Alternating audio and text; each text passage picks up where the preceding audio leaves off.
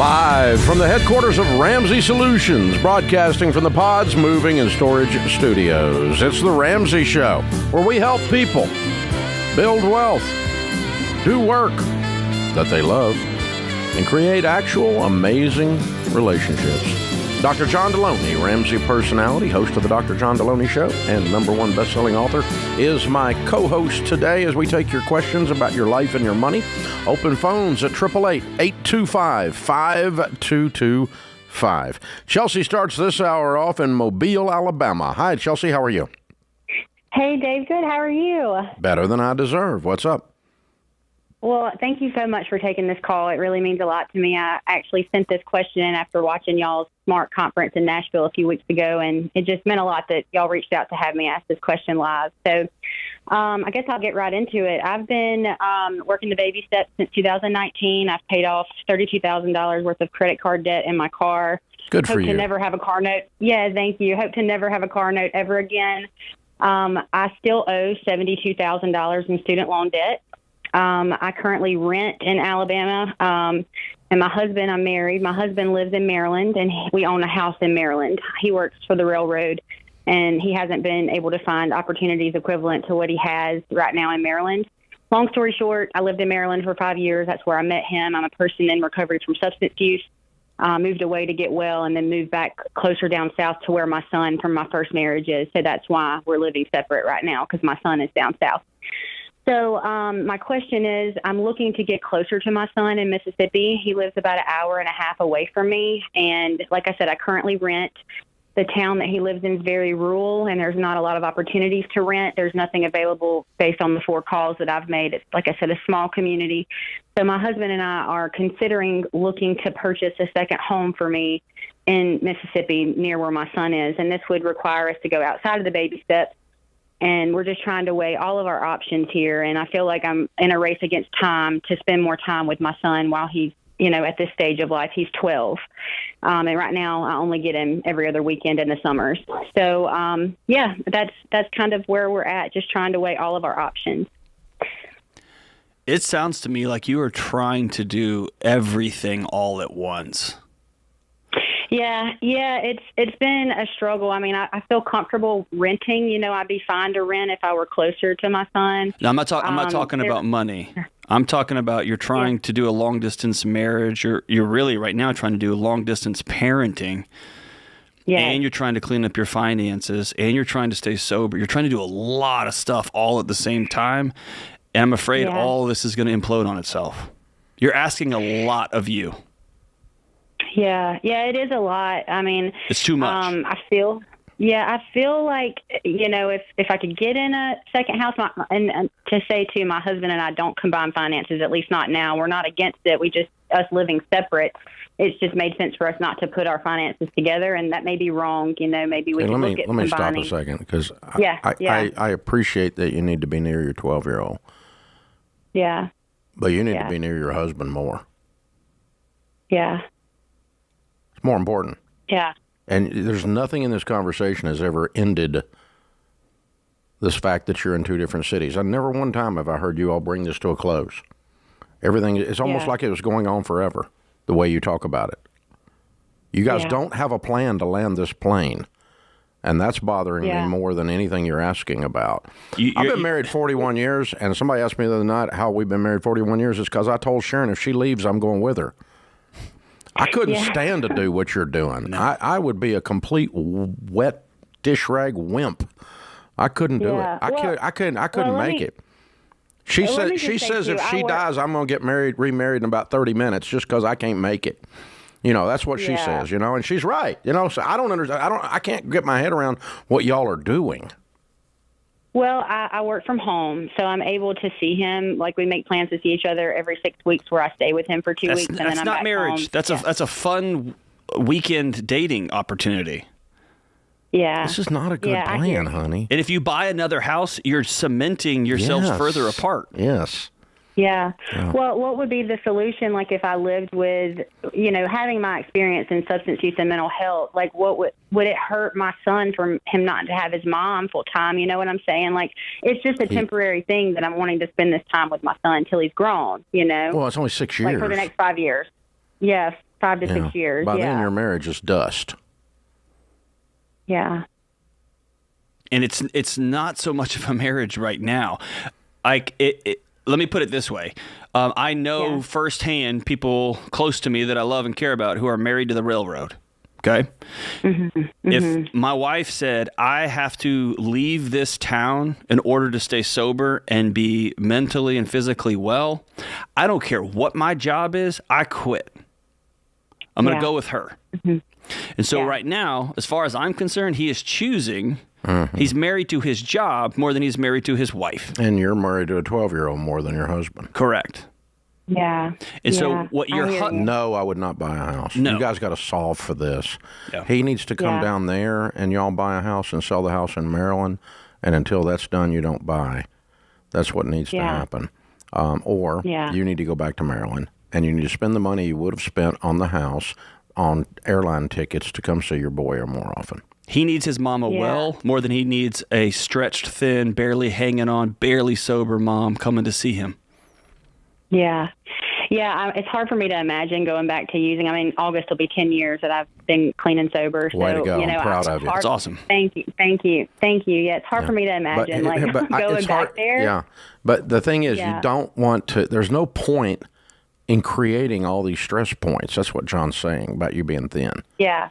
It's just and you're right, somebody needs to give up something here to get a more sane life situation, and only then do you make the decision to buy. But no, cementing this separated marriage by you buying a house for 6 years, no. Yeah, I would make a very clear, within 90 days, within 180 days, here's what we're going to do. We are living together. Some way or another. Right. And what's that look like? How's that happen? You may have to deal with an ugly reality. An ugly reality where he says, I'm not leaving.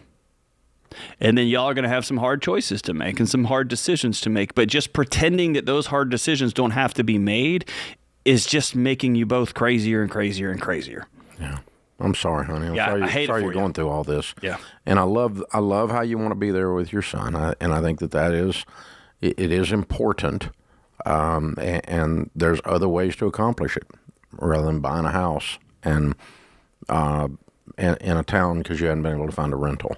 But I don't even want you buying I don't even want you finding a rental. I want you guys to solve for how we're going to be together and how we're going to serve the 12-year-old.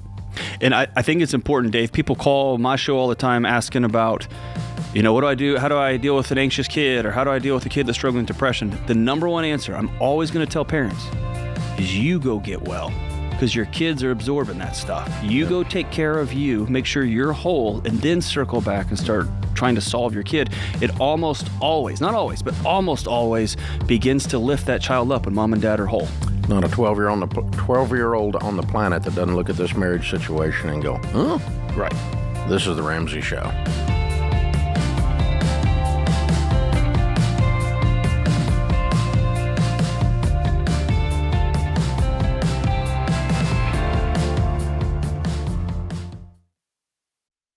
Buying a home is one of the biggest decisions of your life. You need a partner like Churchill Mortgage. Churchill is one of the highest rated lenders in the country, and they're Ramsey trusted because they do what's right for you. Churchill works with you to build a mortgage the Ramsey way, one that doesn't bust your budget, sets you up for financial success, and helps you get out of debt faster. Go to churchillmortgage.com today and get started.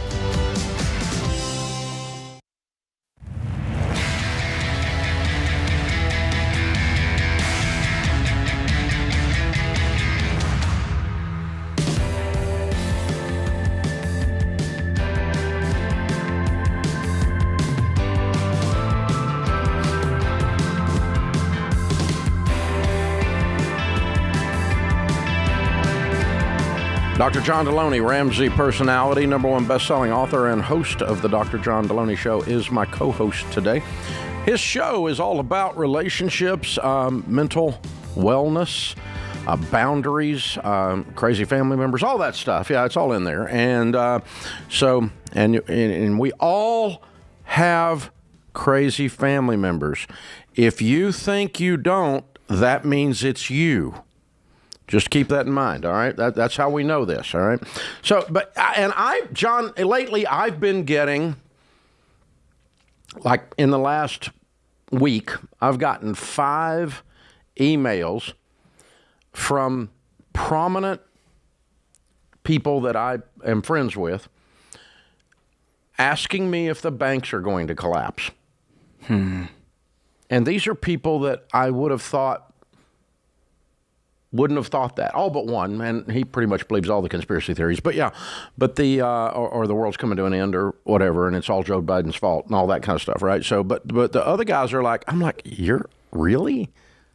And I have to send them a nice email back assuring them that we're okay. And Warren Buffett comes out this week and says, Berkshire Hathaway, his company's annual meeting, he suggested fear is contagious and consumers' fears about the safety of their banking institutions are making it hard to respond to the crisis effectively because the people in the banking world and in the government have done such a poor job of messaging what's really going on. That was Buffett's point. And it's causing fear to be contagious. Now, we ran into, I think during COVID, that fear was more contagious than COVID was. Correct. And more contagious than the fear was the financial incentive for media companies to spread fear. That is that's how they get paid. And so I think he's calling out something that's really important. We're herd animals, so fear is contagious. That's how we've survived as a species. If somebody starts running, we all just start running with them, right? But if you have an entire banking industry, an entire media industry, everybody telling you, run, all the time. I went out the back door the other day. There was 5 deer standing there. And one of them got spooked. And the other 4 are going, we're running, but why are we running? Why are we running? We don't know why we're running. Just the other guy's running, so we're running. Yes. That's exactly what happens. That's what we're doing. I was cracking up. We like to think we're sophisticated, Dave. Our brains are operating at that level when we are scared. We're running, but I don't know why we're running. I don't know why we're running. Why are we pulling our... Everything's going to go. We're going to die. We're going to die. I think he calls something out important here. It used to be, up until very recently, you had to get in your car and drive down and look at your banker and say, I want to take all my money out. And they would say, that's dumb. And they could calm you down. Now I can just go online with the glow of and pull it all out. Yeah. And so he is right. There is this moment now when we can all be stupid and there's no guardrails on our stupidity. Yeah. Right? Yeah. And so I'm calling, Dave. I'm almost begging. There has to be some group of people that are running the news stations that have to have a moment of conscience to say, we've got to stop. And I know it sells tickets. I get it. But we've got to come up with another way than just trying to get people to panic because it's going to run us all off a cliff. It just is, man. The fear porn. The fear. Off the media is driving this. And fear is contagious. So other than getting the media to behave, because I still think they're probably going to yell at us that we're all going to die of a tornado by nightfall. But you're going to die! It's just, God, it's hilarious. I'm just like, yeah, probably not. Probably not going to die. And if I do, guess what? I'm dead. and Ta-da! Whatever, yeah. But I'm going with this. I'm sticking with this. If the media is not going to turn off the fear porn, fear is contagious. Correct. How do we? What are some things that the typical person can do to calm and go, wait a minute? So I think I've talked about this with you privately. When I was in 2008, 2009, 2010, when the other banking crisis happened, and I was just anxious out of my mind, I sat down with a guy who's works in banking, and I just hammered him, and he got me to a point. The facts are your friends. Facts are your friends. Here's what he said. He said, John, if you take all of your money out of the bank and all of the banks implode, your money is absolutely worthless. And his quote was so fantastic. He said, your neighbor will be coming over to hunt you for your water.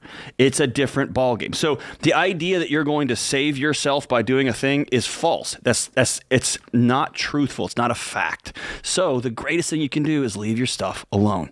Leave your stuff alone. And that's just, again, looking at facts. Yeah, right? I think the answer to, if is fear contagious, how do you keep from catching it?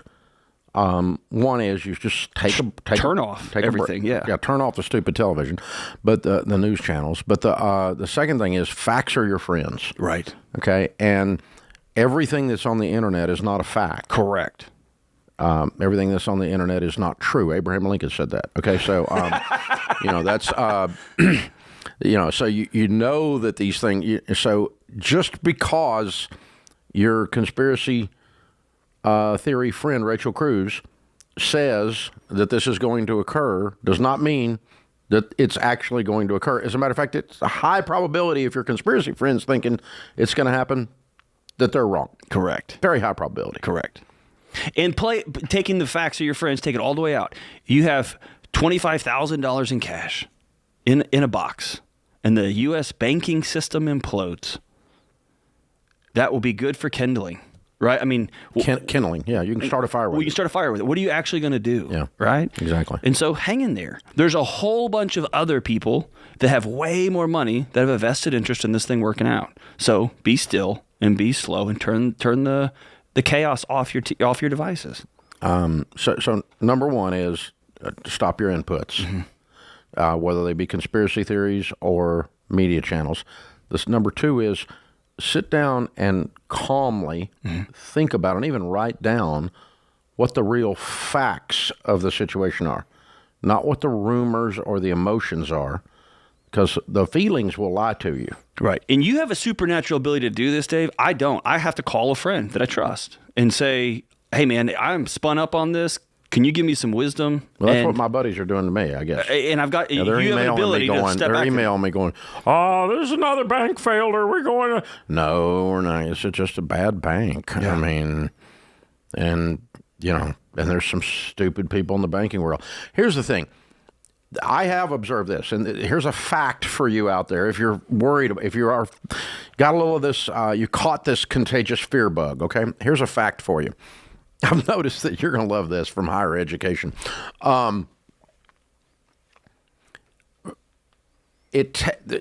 Financial downturns run on this rhythm and this cycle.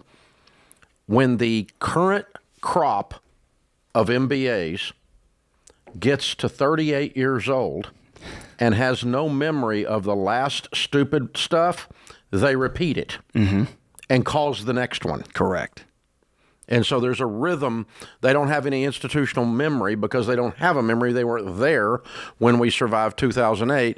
So now here we are 8 years later, and 6 years later, and now we're on that rhythm. The people that didn't, I survived 2008. I made a lot of money in 2008 when everything turned down because I bought a lot of stuff while it was down. Real estate and mutual funds, both were down. It was a great buying opportunity. And everything I bought in those days has doubled. And so, I made a ton of money. And so my institutional memory is long because I'm old. Right. And but the people making stupid butt decisions like loaning people money to buy a house who are broke. When broke people buy houses and we sell them millions of them, you're going to break the economy. Correct. Because they can't pay the bill, stupid. Correct. But when you get a group of people who don't remember that from 2008, they're going to do it again. Because that new crop of MBAs turns 38 and they don't remember the last one, they replicate the problems. And that's a lot of what you're seeing with these bankers right now. They're stupid but horrible practices in a particular bank because a 38-year-old that doesn't remember 2008, wasn't functioning in their role in 2008, is now making the similar mistakes. And that's what's happening. So you're okay. We're okay, people. It's a normal rhythm of dumb butt MBAs. This is The Ramsey Show.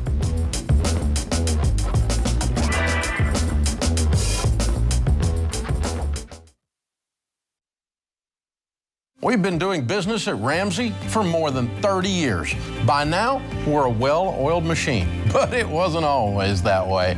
Yes, we've always had a vision, always had determination, and a drive to help people. But what we didn't have was one central place to access all our numbers so that we could get further ahead or quickly see when we needed to pivot. We were always jumping back and forth between different systems and spreadsheets.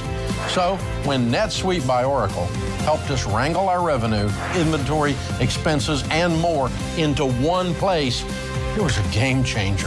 And NetSuite's #1 cloud financial system can help your business gain the same visibility, because businesses thrive on timely data. And NetSuite's real-time analytics can help your business have immediate access to your numbers daily, so you always know where you stand and you can move quickly. So go to netsuite.com/Ramsey today and set up a free product tour. That's netsuite.com/Ramsey.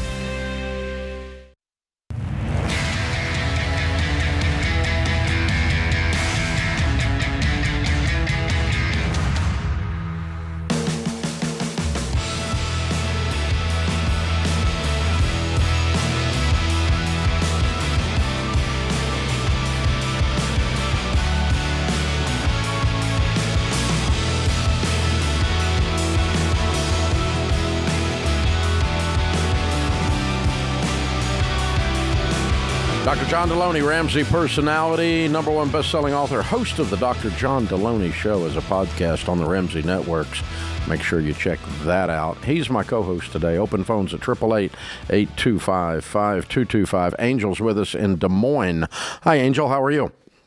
Hi. How are you guys? Better than we deserve. What's up?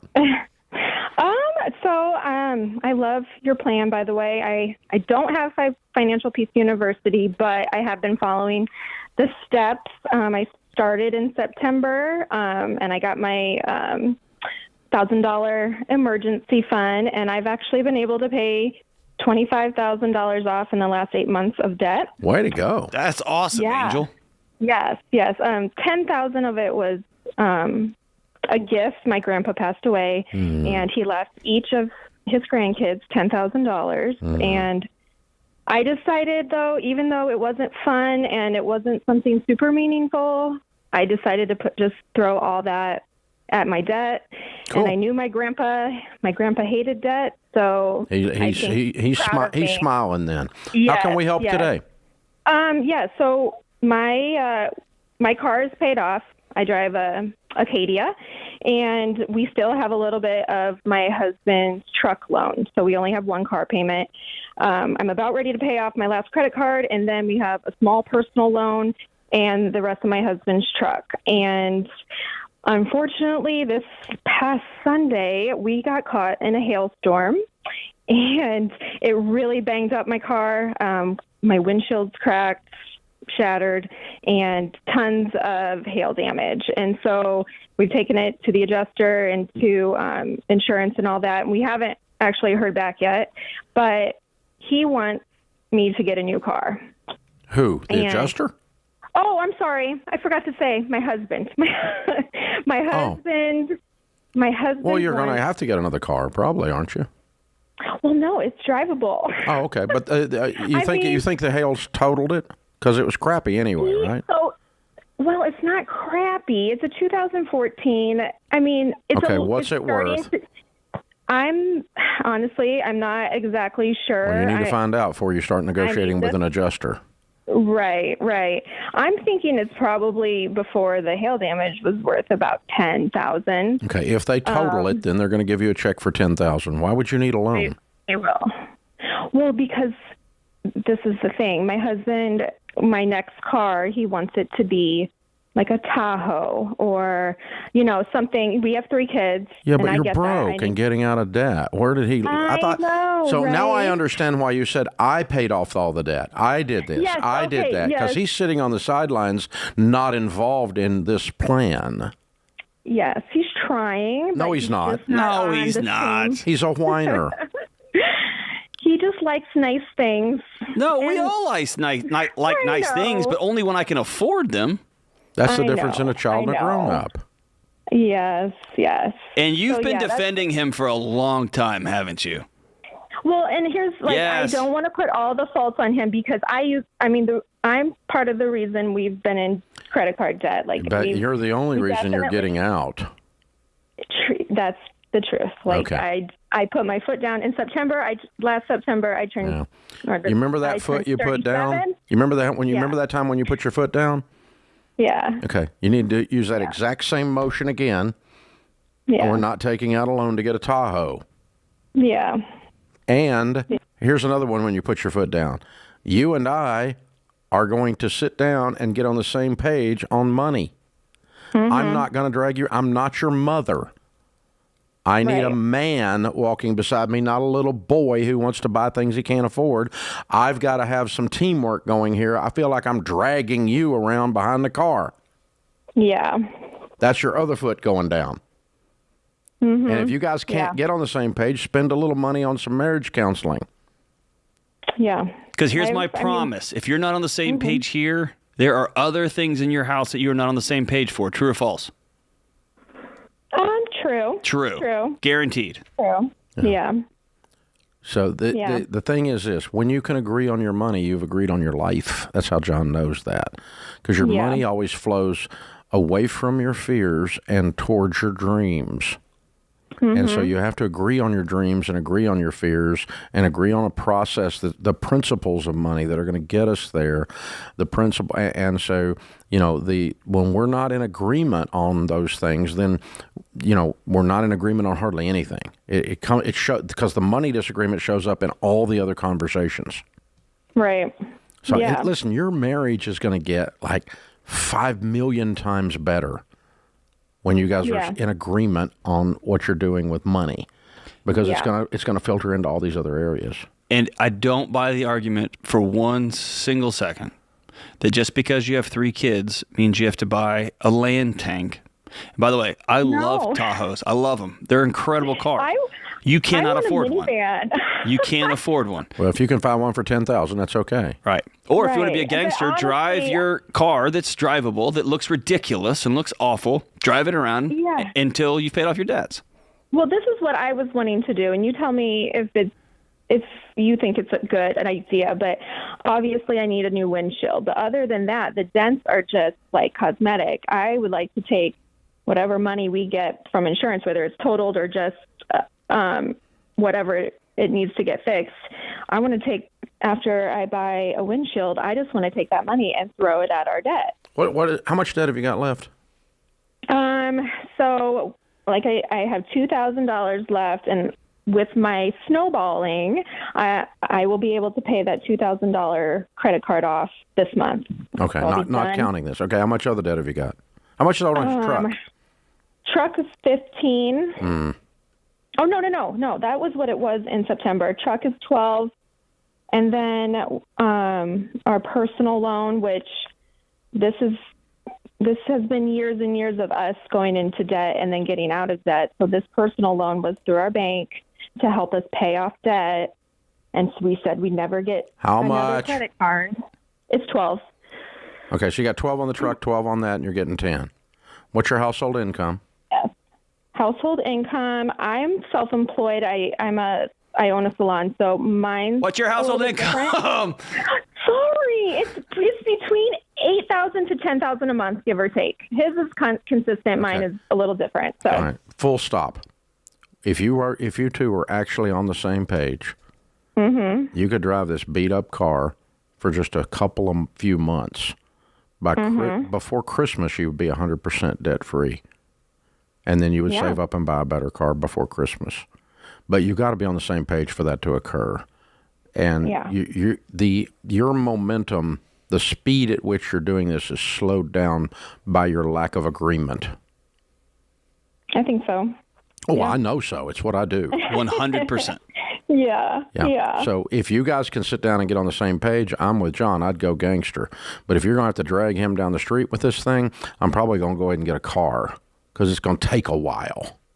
But if you can go gangster for 4 months and you guys get on beans and rice, you can, with $10,000 towards your $24,000 worth of debt, that only leaves 14. You make 8 a month. We're going to knock that out really fast. Yeah. But you're going to have to be on the same page and say, we're not going out to eat, and you have been. We're not going on vacation, and he has one planned this summer, and so on. And he can't buy you a Tahoe at Christmas and think he's doing you a favor. With a loan. Right. Ever again. No more. We're done. So, if you guys can get on the same page, that would be what we would do at the Ramsey house. But the point being, all of this other stuff's going to fall in line, all this money stuff and all this debt stuff, and it's going to march right down the street really, really fast once the two of you are on the same page. But you're pulling against each other right now. You're using all your energy doing that. And you really need to sit down and do this. So I'm going to give you Financial Peace University. The only thing that is required, if I give it to you for free, is you have to make him go through it with you. And I'll convince him, because it's what I've done for 10 million people. This is The Ramsey Show.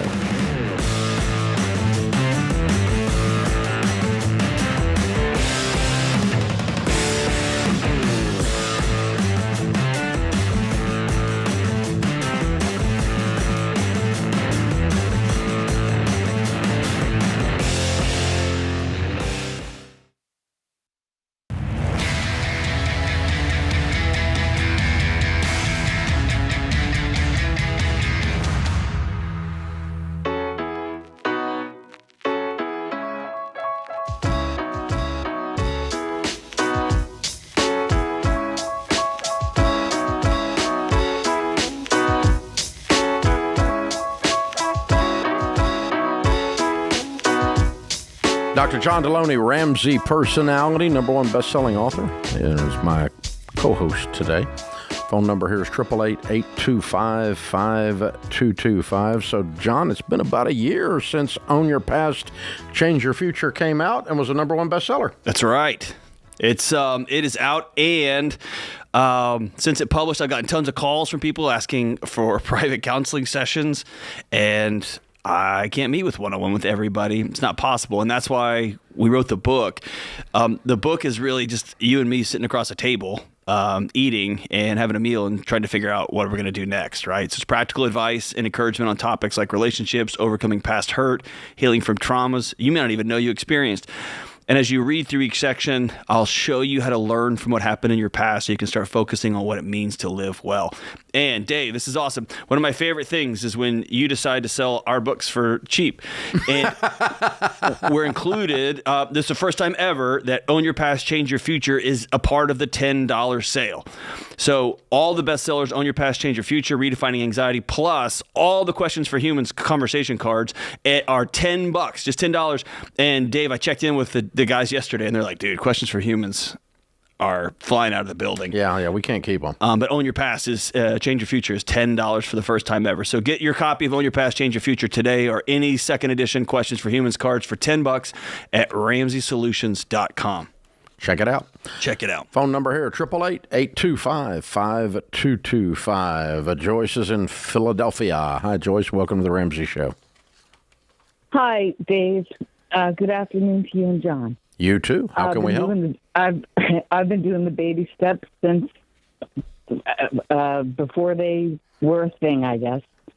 Happily retired at 62, married, children grown out of the house. House is paid for. We have no debt. My husband is very mechanically, electronically, he's like a wizard when it comes to anything that's electrical. So we cut the cord with our internet and wireless provider, and they sent our last bill to collection. And I've never gotten a collection letter, and I want to tell them, can you guess who it is? It's in Philadelphia. It starts with a C.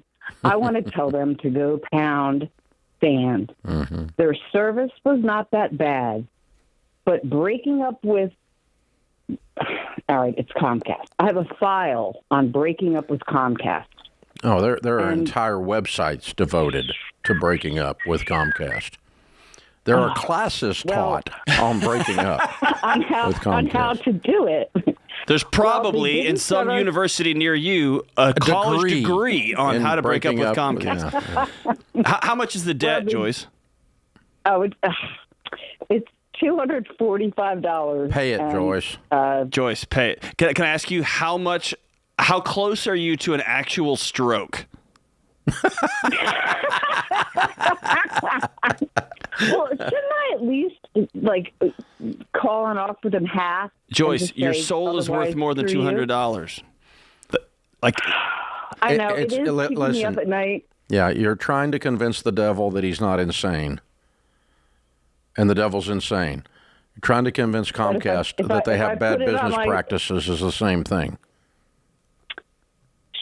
Shoot, I thought, well, what if it goes to, like, are they going to ruin my credit? Just like, pay them. Just give them $200. Just pay them. Think about this. You wake up tomorrow and you don't ever think about it again. You're the only person on the planet that cares about this $245. Nobody over there at Comcast cares at all. Not 1 second of their life. And they don't care. You're dying. They don't care. Slow, sad Comcasty death right now. You would spend $400 on a great massage at a resort.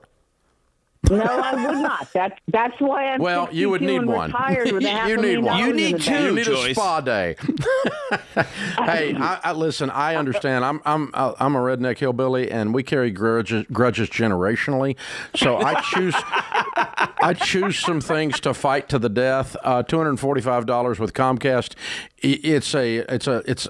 It is a never-ending whirling dervish. I would not. I would write the check and be done with it. Don't worry about the fact when to collections. Doesn't matter. You're not borrowing money anyway, and you're not dealing with them ever again.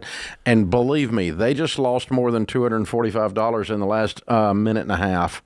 Because 22 million people heard this conversation, most of which are nodding in agreement. So, it's just, God, what a horrible. They have a really bad. I didn't know this. It's like iconic. It really is. There are websites devoted to how bad they are. They're just their worst. Yeah. When I was a kid, it was Ma Bell. You ever hear that? No. Ma No. Bell. I was born in the age of electricity. What is Ma Bell? Ma Bell. That was the phone company. Oh, okay. Ma Bell. Were they terrible to break up with? They were the only one. You couldn't break up with them. There was nowhere else to go. Tin cans and strings were your only other option, or a possible Morse code wire. But yeah, you could send a wire. But yeah, no, it was, you're stuck with it. And it's the reason that there was a monopoly breakup of the Bell Telephone Company, named after Alexander Graham Bell, who invented it, and so on. So, yeah, the monopoly created horrible service, and we got the same thing here. So, anyway. Hey, listen, I remember I had a medical bill. I remember I'm on record because they said, I'm recording this. I said, is this all I will ever have to pay you if I pay you cash? And they said, yes. I said, do you promise? To the point that my wife was like, John, stop. You've asked like 5 times. And then I got a bill for $170. Yeah. That was it. I got so mad. I said, I'm never paying this. And that 170 turned into more and turned into more. Yep. And then I found out my wife paid it, and I got so mad. But then I just was able to sleep. I stopped getting the bill. It's fine. So I gotta have one. Let's do stupid tax hour right now. Yeah. So my buddy rented a car in I won't say the city, but it was in a foreign country. Mm-hmm. In some cities that are highly populated now, you have to have a special sticker to go in the inner city. You pay extra to be able to drive in the more congested areas. And if you drive in one of those more congested areas without it, they have cameras that will take your picture without the sticker, and they will send you a bill for every time you went down that street. So my buddy's like driving a rental car, and he's like, well, I'm going in there anyway. Forget it. The rules don't apply to me. So he drives down the street, drops his wife off at a shop, and drives around the block 6 times. Oh, excellent. Got 6 tickets for $50, $300, right? And didn't want to pay it. And by the time he finally got around to paying it, it kept doubling. And it was like $4,000.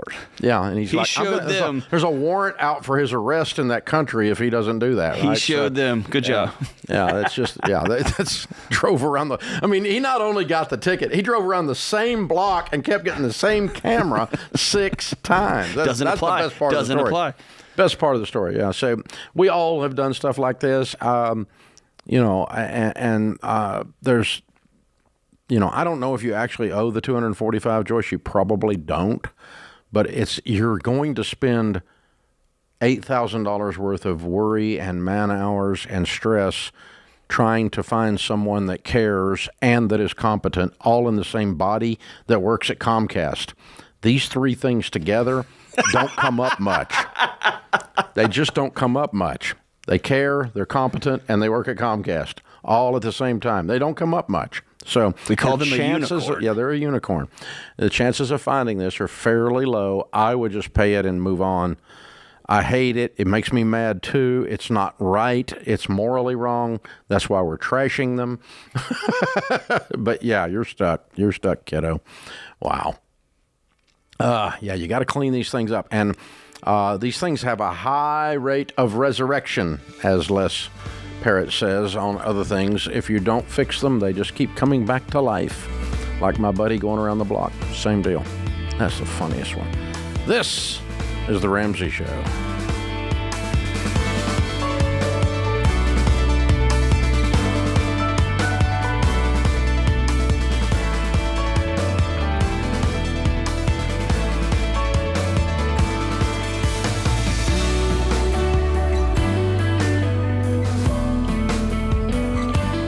Hey, it's Dr. John Deloney. If you love the show and want a deeper dive on your money journey, we have a weekly newsletter that gives you trending and helpful articles and tips on following the Ramsey way. Just go to RamseySolutions.com today to sign up for our newsletter. Again, that's RamseySolutions.com to sign up for our weekly newsletter.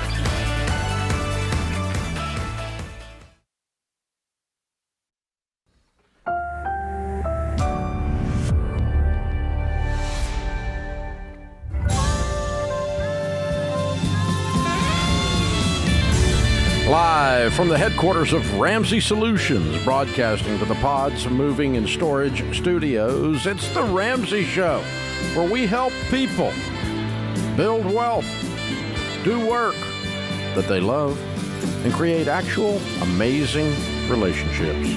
Thank you for joining us, America. Dr. John Deloney, Ramsey personality, #1 best-selling author of the book Own Your Past, Change Your Future, is my co-host today here at 888-825-5225. Megan is in Dallas. Hi, Megan. How are you?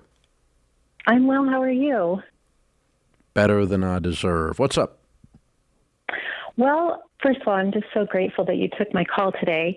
So my question is, I have got 3 kids, and 26, 20, and 16, and I want to know how to break the cycle with them and teach them about money that was never taught to my husband or I.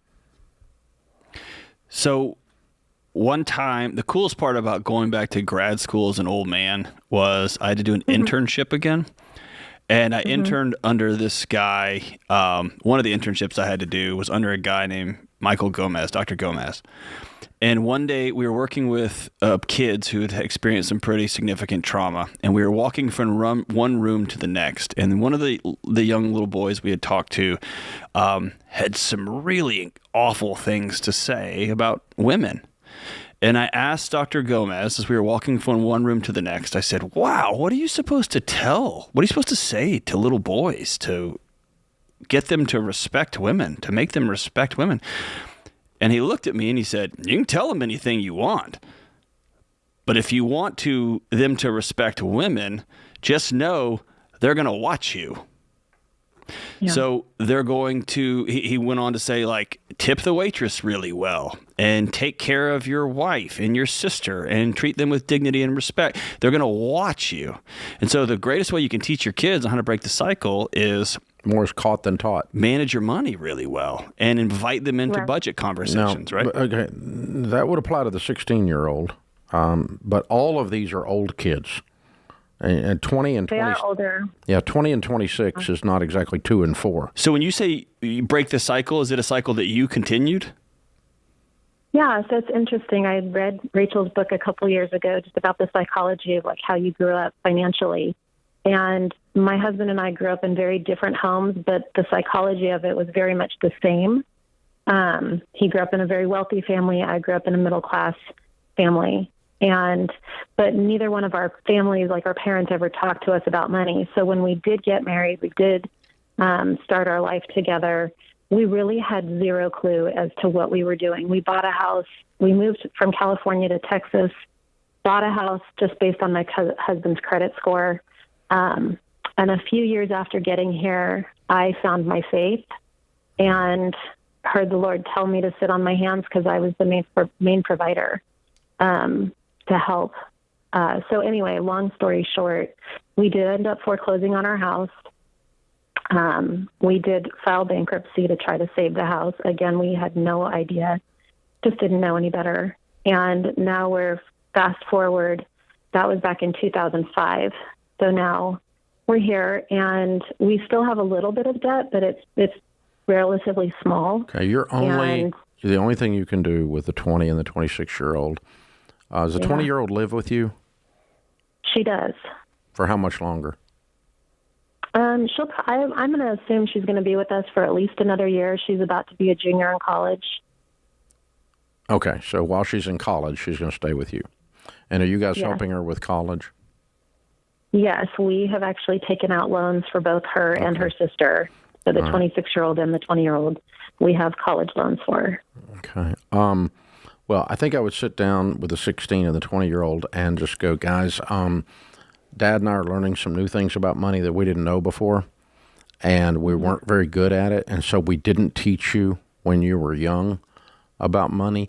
But as we are learning about these things, as long as you are under our roof, you're going to learn about them, because that's going to be good for you as adults. That's the 16 and the 20-year-old. In other words, as long as you're writing checks for them, you have a certain level of power there that you would exert. But it starts with an apology of, I let you down. I didn't tell you because I didn't know, and now we're learning these new things. We've been through a bankruptcy and a foreclosure, and now we're learning to be on a budget, to live on less than we make, to not use debt. We're not using credit cards. We're using debit cards. We don't borrow money for anything. We save up and pay, and we're always generous. And these are things we're learning in financial peace. And, have you and your husband been through Financial Peace University yet? No. Okay. We have not. If I put you through it, will you take the 16 and the 20-year-old through with you? Absolutely. Okay. These are the things I wish I had taught you. I'm sorry I didn't, but they are going to apply to you as long as you are under our roof going forward. So you need to know, because it's my job to do my best I can to help you catch up and learn this stuff before you leave my care. Yeah. But do you realize, you hear what Dave said, because what he said is very, very important. You are leading with, I screwed this up, not here's what y'all need to know. Yeah. You're leading with I vulnerability. feel like we've definitely have come from that place with our kids. Okay. And just saying, you know, and letting them know, like, hey, it's kind of the way I did it on other issues was, kids, I got good news and I got bad news. The good news is that we realize we screwed all this up, and I'm sorry. Yeah. The bad news is your life's getting ready to change because I'm fixing this. Yes, 100%. And I think if you're a good parent, you'll do that several times on several issues across as you go along. Raising kids. As a 26-year-old, you don't have any power with at all. No. The most difficult stage of parenting is when they are no longer under your control. And you have to watch them as quasi-adults do stupid butt stuff. It's so very difficult. So the only power you have with a grown child, which is an oxymoron, but the only power you have with them is persuasion. And so how would you probably have friends that have a 26-year-old. And so if your friend had a 26-year-old and you wanted to convince them, how would you talk to them? Well, you wouldn't use your mom voice, your dad voice.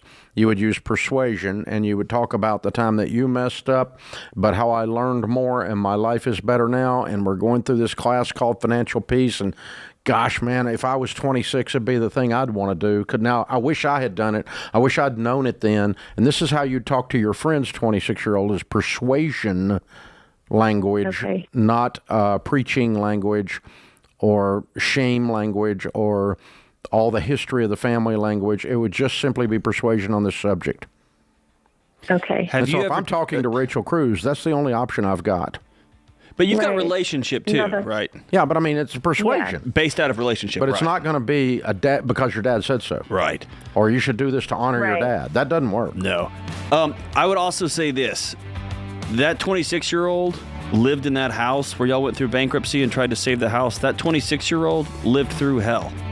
And I think there's something powerful about a mom and a dad sitting at a table saying, we brought you through the darkest of the dark, and we're sorry. Yeah. And here we are. We love you. And so we're going to give you two Financial Peace Universities, one for the 26-year-old and one for the other 4 of you. Hang on. This is The Ramsey Show.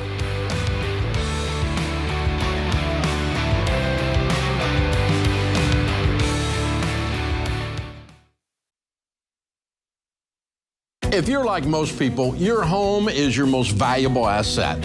And when you want to make improvements, it can feel like everything costs too much or takes too long.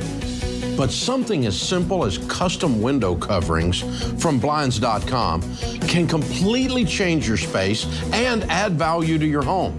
We've recommended Blinds.com for over a decade, so you know you can trust them. From blinds, drapes, and shutters to motorized shades, they make it easy and affordable to upgrade your entire home, and their team is ready to help with everything from design consultation to measuring and installation. Plus, there are never any misleading quotes or hidden fees. Everything's backed by their 100% satisfaction guarantee, and shipping is always free. See why Blinds.com is the #1 online retailer of custom window coverings. Go to Blinds.com now and save 40% off selected products. Visit Blinds.com today for more info.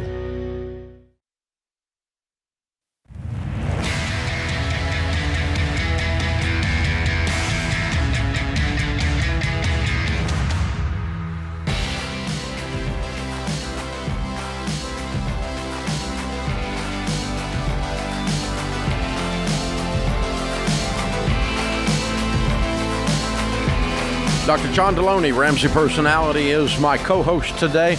If you like the show, we'd appreciate your help. You can subscribe or follow on the podcast or YouTube channel that you're doing this. You can share the show, sharing the link, or click the share button if the way you're listening or viewing the show allows you to. You can share the show just by telling people. I listen to it on talk radio. I follow it on TBN. Wherever it is you're watching, to tell people to watch, listen, and join us. If you'll help us spread the word, it really helps. We really do appreciate it. And, of course, you can leave a 5-star review. 1 stars aren't helpful. Mama said if you hadn't got anything nice to say, don't say anything at all. Just move along. Just move along. If you hate something, why are you listening? That's just weird.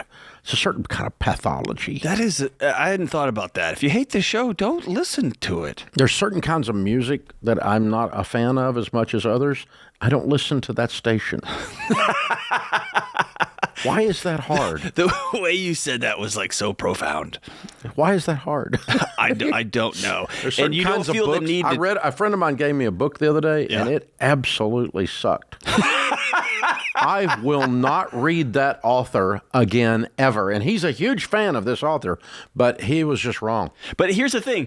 I've had several conversations with you in the last week. Not one time have you come to tell me, you should never read this book. I did not bring it up. Not one time. I don't understand. That is a certain kind of pathology.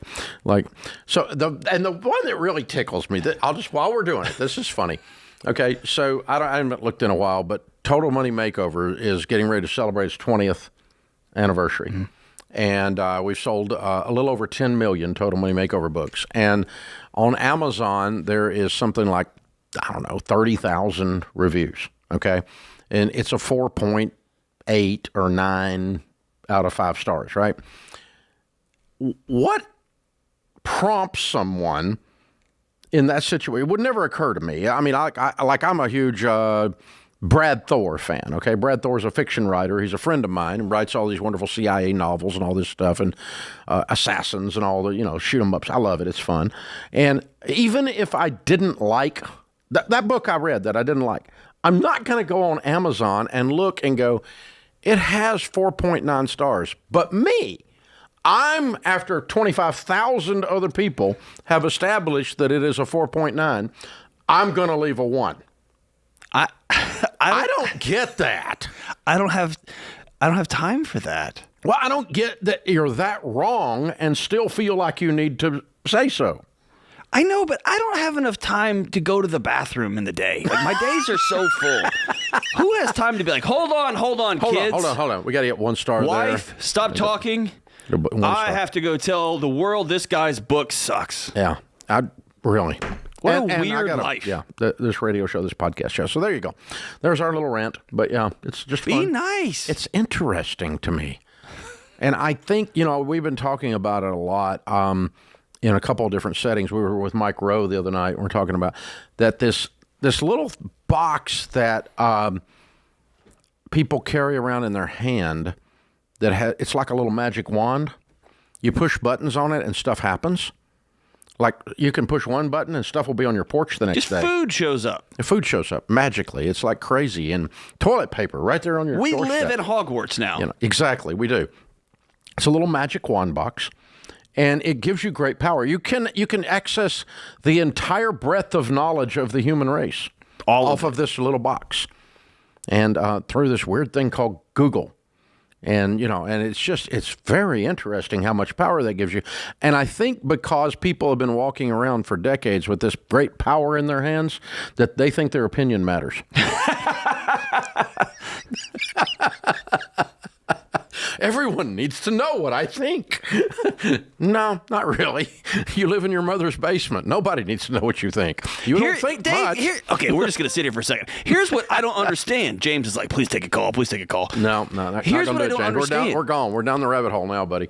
Listen, you have a bunch of experience in finance. You've got academic credentials. You've got a lifetime of personal experience and of working with other people. I don't understand how I can ask you a question and you give me an answer. And my first thought is, well, that guy's an idiot. I'm not gonna. I don't want to be that guy. Yeah, but I've got two PhDs. You have two PhDs. I don't want to argue with you about this. The number of people are like, oh, that's stupid. That ain't. I don't know a lot, but I know those two things. Yeah, that's exactly right. Higher ed and counseling. Yes. If Andrew Huberman says, actually, dopamine works like this, my first instinct isn't to go, oh, that guy's an idiot. Yeah. No, I'm wrong. Or if I'm not, I've got to really dig in and prove why. Exactly. Right? Exactly. Like that's what I don't understand. I think it has to do with the arrogance of the magic wand. I think you may be onto something. It's given too much agency, too much power. The sense of I control my own everything, and it's a self-importance. There's an entitlement that goes with it.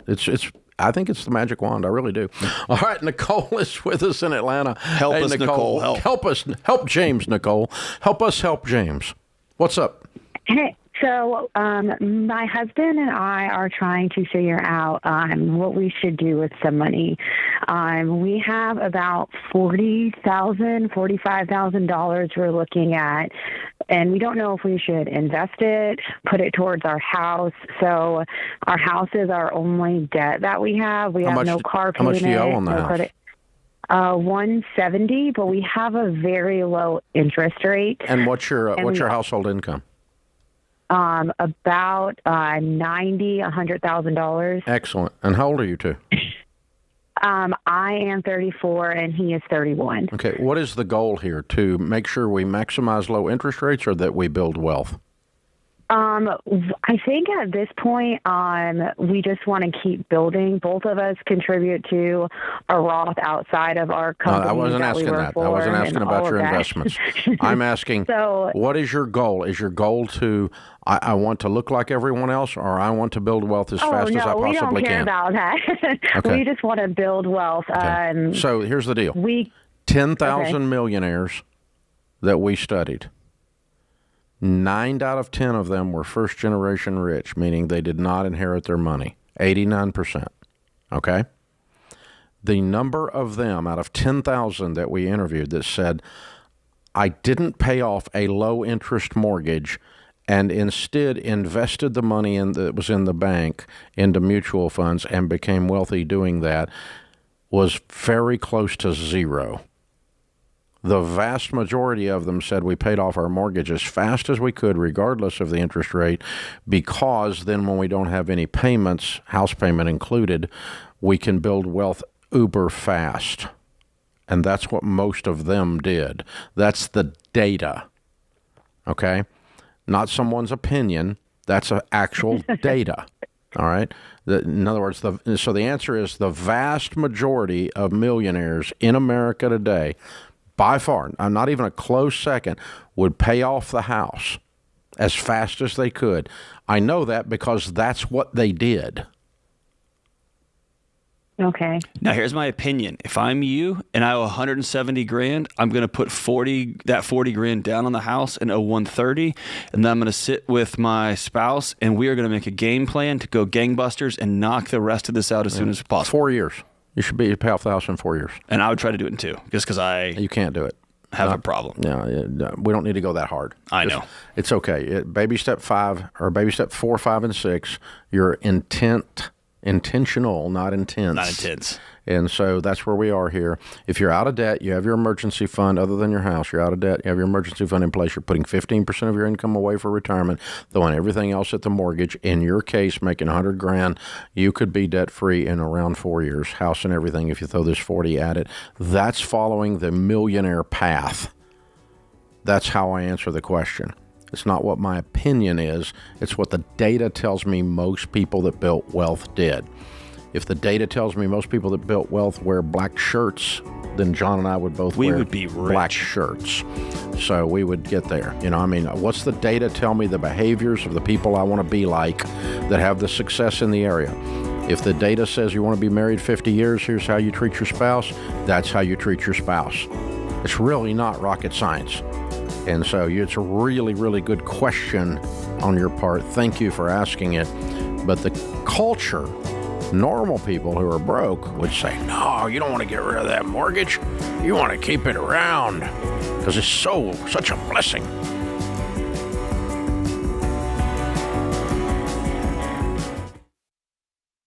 Y'all, there's a lot you can't control when it comes to healthcare, but there is something you should check out that can help. Christian Healthcare Ministries. CHM is not insurance. It is budget-friendly, biblically based health cost sharing. That means a community of members helping share the burden of each other's healthcare costs. They help people just like you in all 50 states. So see if CHM could be right for your family. Learn more today at chministries.org/budget.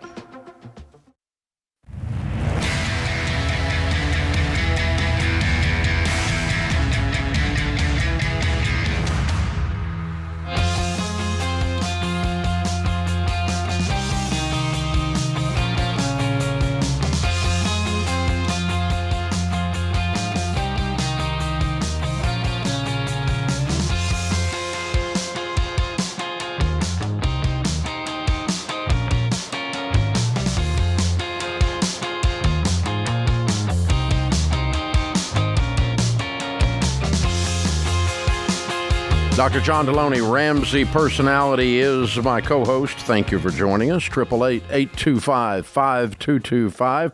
Well, if you listen to the show long enough, you can piece together the things we talk about. And I think there's I don't know how many YouTube clips we have. It would be probably close to 10,000 on our page, including all the 9 million debt-free screams. But if you watched all of the 9,000 YouTube clips, you could probably figure out everything we teach. Or you could do it the easy way and the fastest way and the most effective way, and that's take Financial Peace University.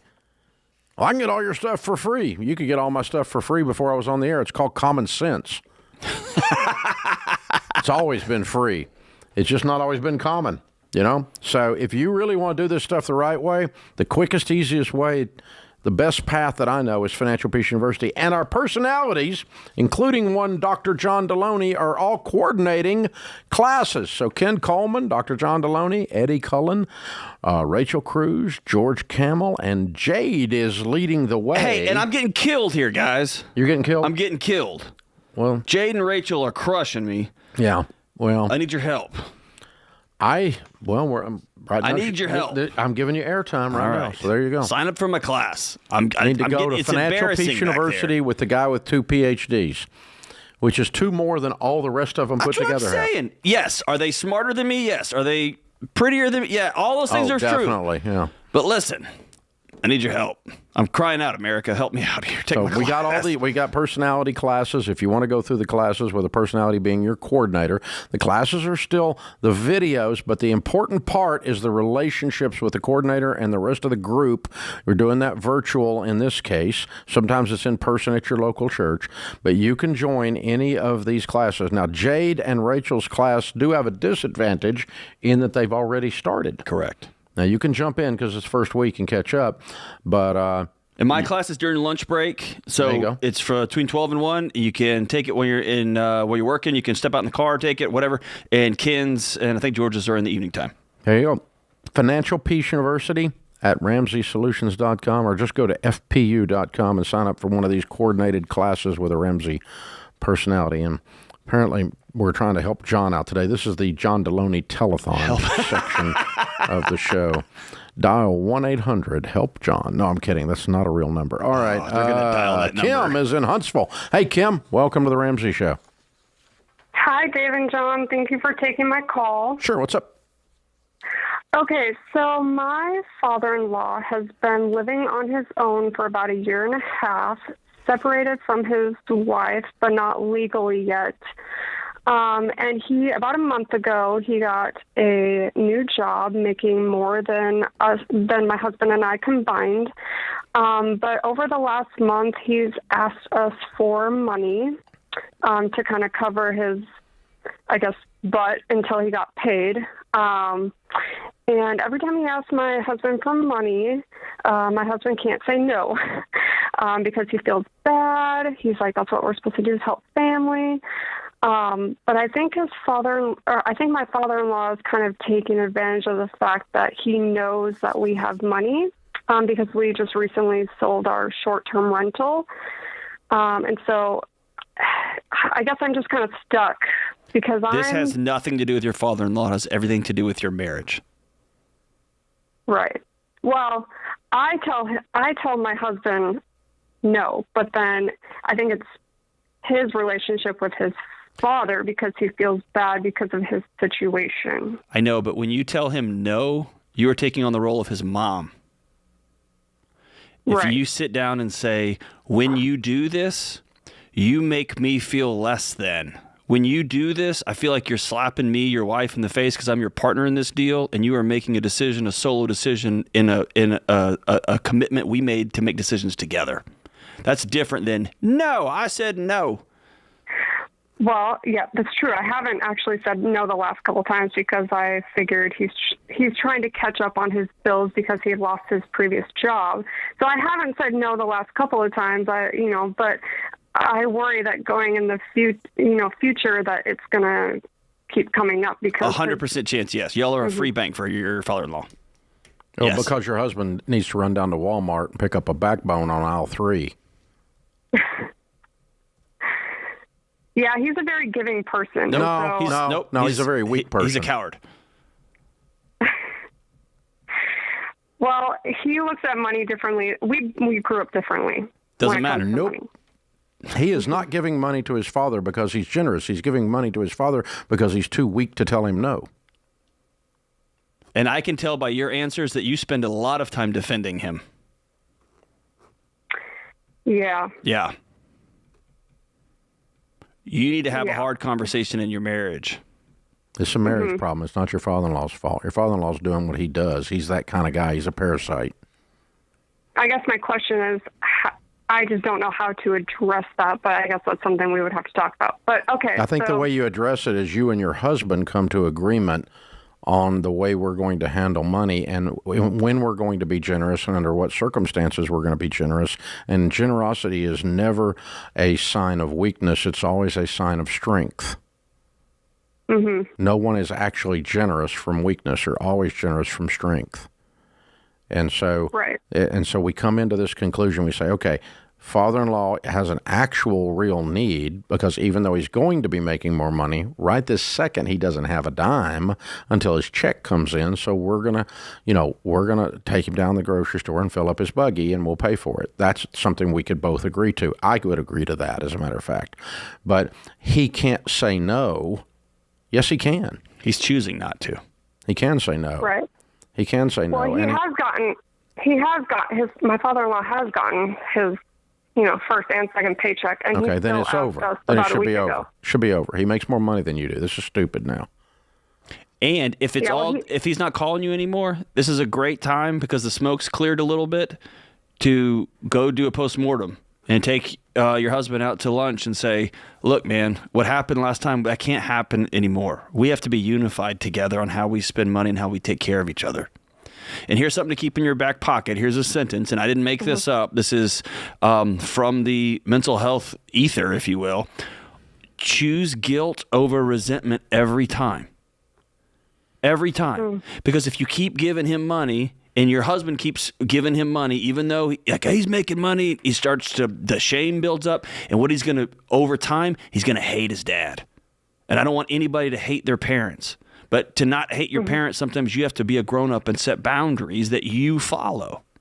And so I'm going to choose to feel guilty when I can't afford to go on this Christmas that my mother-in-law is demanding I go on. Not my mother-in-law for real. My mother-in-law is awesome. But I'm going to choose guilt over I can't go to that birthday party or I can't afford to go to that wedding because I'm in baby step 2. I'm going to choose guilt over borrowing money to go to a wedding and hating everybody at the wedding the whole time I'm there, hating the bride for inviting me. That's on me. It's about boundaries. Should have just said no. Just say no, right? And feel guilty. Of course you're going to feel guilty. I'm sorry, I can't make this one. Yeah. And so Kim, here's the thing. If you and your husband can get on the same page about generosity and about money and about when we make decisions together on these things or we don't go forward, you increase the probability of your wealth building by 10x.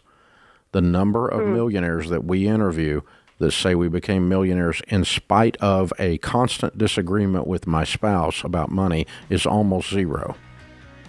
The number of millionaires that we interview that say I work hand in glove like a real team, we're in complete agreement on money. The unity in our marriage on money is unbelievable.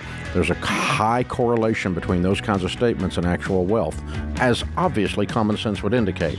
And by the way, the byproduct is also an incredible marriage. And those are the things we need to work on. You're not going to fix your father-in-law. That's not your job. This is The Ramsey Show.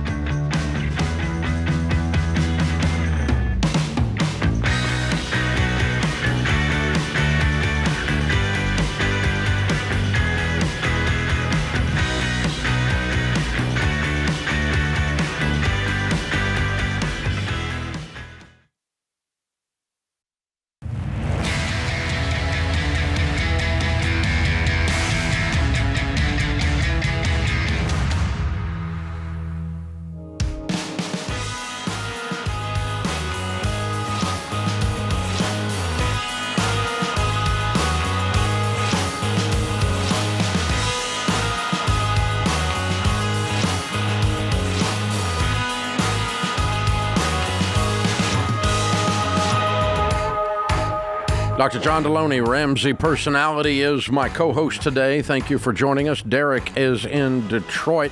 Hi, Derek. Welcome to The Ramsey Show. Hey, it is an absolute honor to be talking to you guys today. I really appreciate you taking my call. You too. How can we help? All right. Well, I'll cut right to the chase then. So, Dave, my life is kind of a mess right now. I mean, it's crazy. I'm trying to do your system here. I'm trying to do your method. But right now, I don't really know where to start. Basically, I'm 26 years old. I work as a mortgage loan officer here in Detroit, Michigan. And if you know anything about the mortgage industry, kind of tough right now to be in that industry. Yep. It's not what it used to be. And my income has taken a hit, safe to say. And I've got about, I would say, $68,000 in non-mortgage debt. And I also own my home on top of that, which is about a $200,000 mortgage. So, you know, I want this to be the year that I start to really tackle this kind of stuff. But I'm going to kind of throw a curveball in here. And that curveball is I am currently going through a divorce. Oh, no. It's tough. It's, you know, things are better now, I will say that. And, you know, the process is underway. And what's happening is I kind of want to sell the house and use that to kind of jumpstart this process and kind of alleviate some of the burden, because I'm finding that my income isn't enough. I don't really have enough left over at the end of the week to do anything with it. You know, I'm kind of scraping by here. So I kind of want to sell the house, but my soon-to-be ex-wife doesn't want to sell the house. She's adamant that she wants to keep it.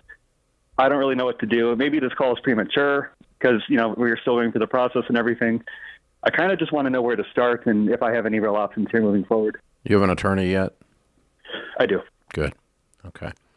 So here's what has to happen. whoever's going to keep the house, if it's either one of you, has to refinance it and get the other one off of the mortgage. Right. Because too often attorneys take the lazy way out. And for instance, she wants to keep the house and you say, okay, how much is the house worth? You owe $200, but what's it worth? It's hopefully worth about $280, maybe $285. Okay. All right. And so you probably got, after expenses, if you sold it, you probably got $25,000 a piece in this, right? So if she's going to keep the house, she would give you credit for $25,000 of something else, or pay you $25,000 in cash, one of the two, to buy out your half of the house in a divorce. And then some attorneys that are lazy would tell you to quit claim deed the house to her. She bought out your half and you give her the ownership. Problem is you're still on the mortgage. And in the mortgage business, you know what that means. Next time you go to get a mortgage, you already have a mortgage, and it's going to be difficult. And so someday when you're remarried and have a new life and you're moving along and your ex-wife 5 years from now, 8 years from now still has a mortgage with your name on it, you're screwed. So we're not going to do that. So here's your instructions to your attorney. If she wants to keep the house, she's going to buy me out of my half, and she's going to refinance. Otherwise, we're going all the way before the judge to force the sale of the house. Okay. Just because she wants to keep it doesn't mean she gets to keep it. Does she make enough money to make the payment on that mortgage? I don't think so.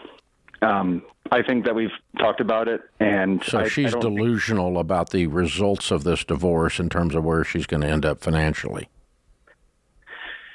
My big thing is I just want to avoid conflict. You know, you're not going to. You're going to a divorce. Divorce is conflict. Right. It seems to be a recurring theme for me. No, it's the nature of the beast. I mean, you don't get to avoid it. If you avoid it, it's going to come back up. So one way to avoid it is, yeah, sure, I'll just deed you the house, honey. And then later on, it's going to come back up like I described to you a while ago. Remember that part? Oh, yeah. So if you avoid conflict and don't deal with it, it comes back up later. It has a high rate of resurrection. I think it was Dave. I think you're the one who gave me this analogy, which I think is great. The moment somebody files for divorce, it no longer is about preserving a marriage. It's a business transaction from this point forward. Yeah, this is just math and balance sheets and legalities. Take emotions out of it. Take drama out of it. This is a business transaction. $68,000 worth of debt. It's $80,000 gross, probably $50,000 net worth of equity on this property, and it's and we're both on the mortgage. Is there cars involved?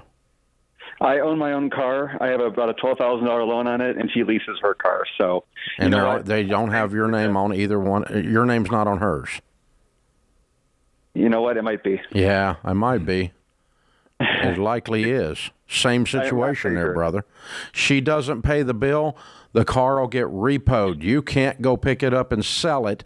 It's called Grand Theft Auto if you do. You have to force your name off of these things. So, untangling a marriage is legally and financially and contractually very hard. And by the way, the divorce decree is not a magic wand that, well, the judge said she has to pay her bills. No, not if it's got your name on it. The judge saying that in the divorce decree, okay, you get your car, but both your names are still on them. The probate court does not supersede contract law. And divorce is in probate court. So you're not going to get out. I mean, you get your names off of these things as a part of this deal, or it's going to come back to haunt you in every case. And every time you do this, it's going to be a point of conflict. Oh, well, somebody wanted out of this, and this is the cost of getting out of it. So let me give you a baseline I want you to live by, okay? It's a chapter in my new book. You have to choose reality. The reality is you're in a business transaction that's going to be uncomfortable for a season. That's just the way it's going to be.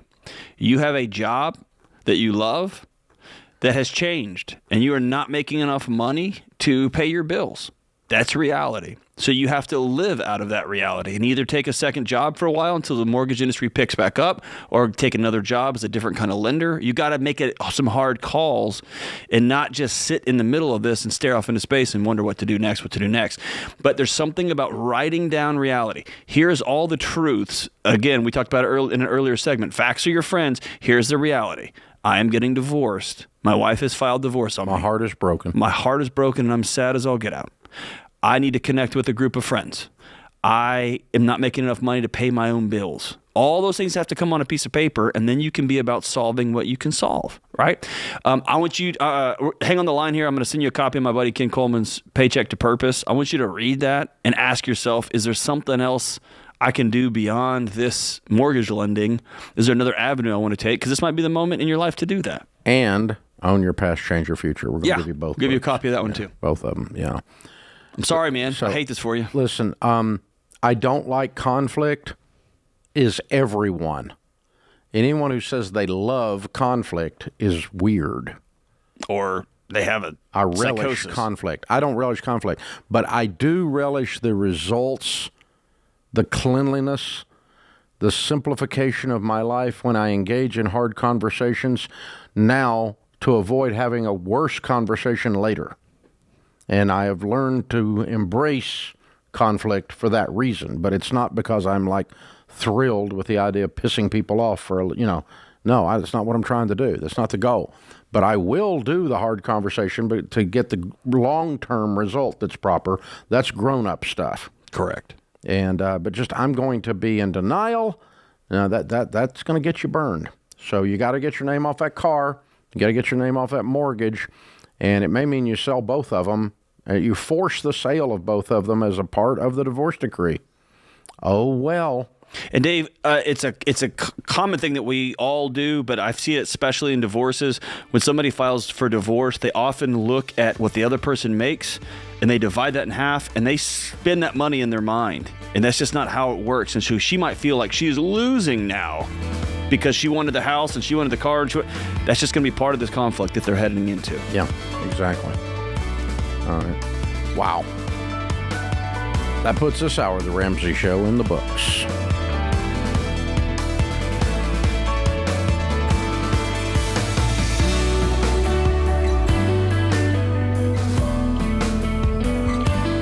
Hey, it's Dr. John Deloney. If you like what you heard in this episode and want to know more about getting started on the Ramsey baby steps, go to RamseySolutions.com and click on the Get Started button. We'll help you figure out the best next step for you based on your specific situation. That's RamseySolutions.com and click Get Started.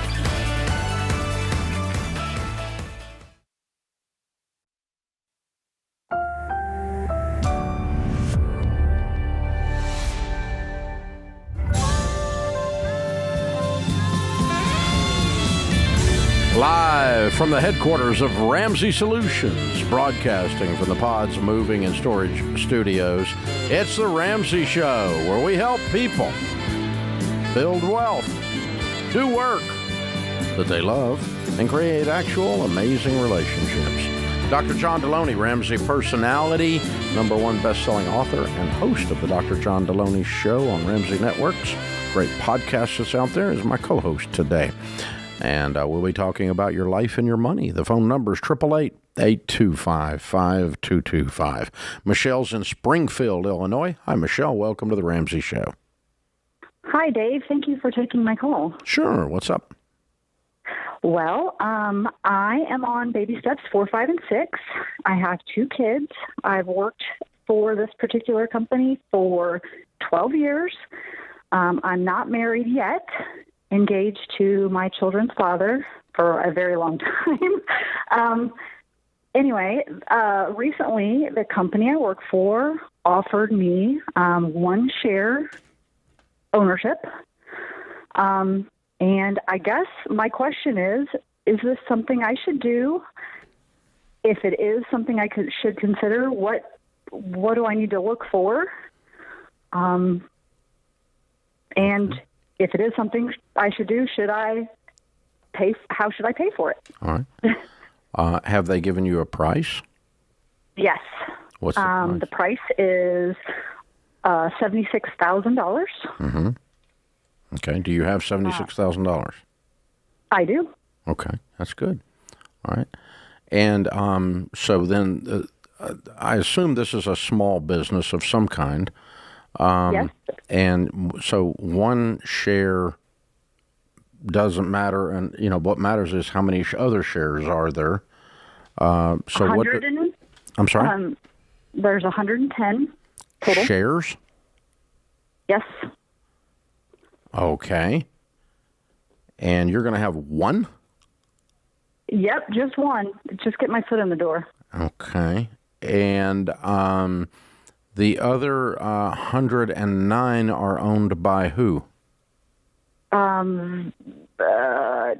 Currently, 8 other people, and they offered the same deal to 10 people total.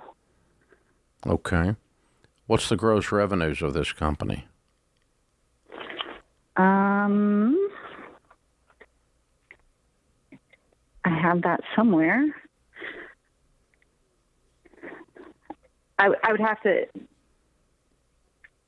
find that number. Are they trying to expand the executive leadership, or are they trying to do a cash raise by getting their employees to put some money on the table? They presented it as a, like a reward for service and for the people that are aging out of ownership. They want to retire, some new blood to essentially fill their spot. Yeah. Okay. So, is this company doing $20 million a year profit? I don't know. Okay. Well, to start with, we need to put a value on your share. All right. In order for your share to be worth $76,000, if there's 110 other ones like it, that's $76 million. And in gross revenues, or in profits. And so your share, then it would be about a fourth of that would have to be what the profit is to be to value this company. For this company to have a $76 million value, it would need to have a $20 million net profit, somewhere in that range. Okay? Otherwise, your share is overvalued. And I really smell the loosey-goosey way this is handled is that they stuck a wet finger in the air instead of actually did a valuation. I think they just said, let's see if we can get some people to buy it at that. I don't really know that there's some math behind this. There might be, but you can... Well, they did have an independent accounting firm provide a valuation. Oh, okay. All right. Then I was wrong. Okay. And so based on that, your 1/110th is worth $76,000 according to them. Okay. Now, all of that to say, if you were to buy this share, here's the downside. You're what's called a minority shareholder. Your vote does not count because a couple of those guys get together that hold all the shares and they make all the decisions.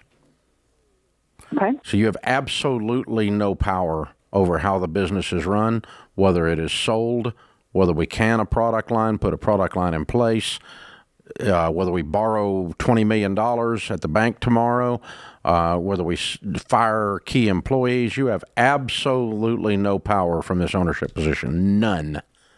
The same you've got today. Point being, they could destroy the value of the company. If they they probably wouldn't do that to themselves on purpose, but they could do it with decisions that you don't agree with. Okay. And then your $76,000 is going to be worth nothing. So you're in a powerless position. So I do not ever personally buy into minority shareholder positions. I want at least 51% ownership. In my case, I don't even do partnerships, so I would just buy the company if I was doing it. But in your case, you are powerless against bad decisions or unethical decisions because you are not, just because you're an owner, you don't have any percentage of ownership that gives you power. Does that make sense? Yes. So that's a very, very scary thing. The upside is obviously that if the company continues to grow, and it has obviously done very well at some point in the past, If it continues to grow, your $76,000 could become worth a lot more later. What are the buyout provisions if you wanted to leave? That I would have to research. Okay. Yeah, so I'm imagine this person you've been dating forever decides, I don't want to be married. And you end up moving across the country. And get a different job. How do you unload this thing? Yeah. How do they value your share and how do they buy it? Okay. That's very important because you do want to get your $76,000 back. Well, yes, you would. In that situation, I would get the value back, but it would be 10 years before I did. It's got a 10-year vest, or they have 10 years to pay you back? 10 years to pay me back. Don't do this. Don't do this. You have no power, and you have it's so illiquid you can't get your money out. No. You're 1/110th. That's a pretty low on the totem pole. It's almost like buying a CD with no guaranteed rate on it. Well, and you can't get your money out for 10 years. Yeah. And no, I wouldn't do it. I would stay away from it. It's not palatable to you. It is not a benefit. They're trying to create a benefit, and it's not. You're better off put your $76,000 in mutual funds and just rock on. This is the Ramsey Show.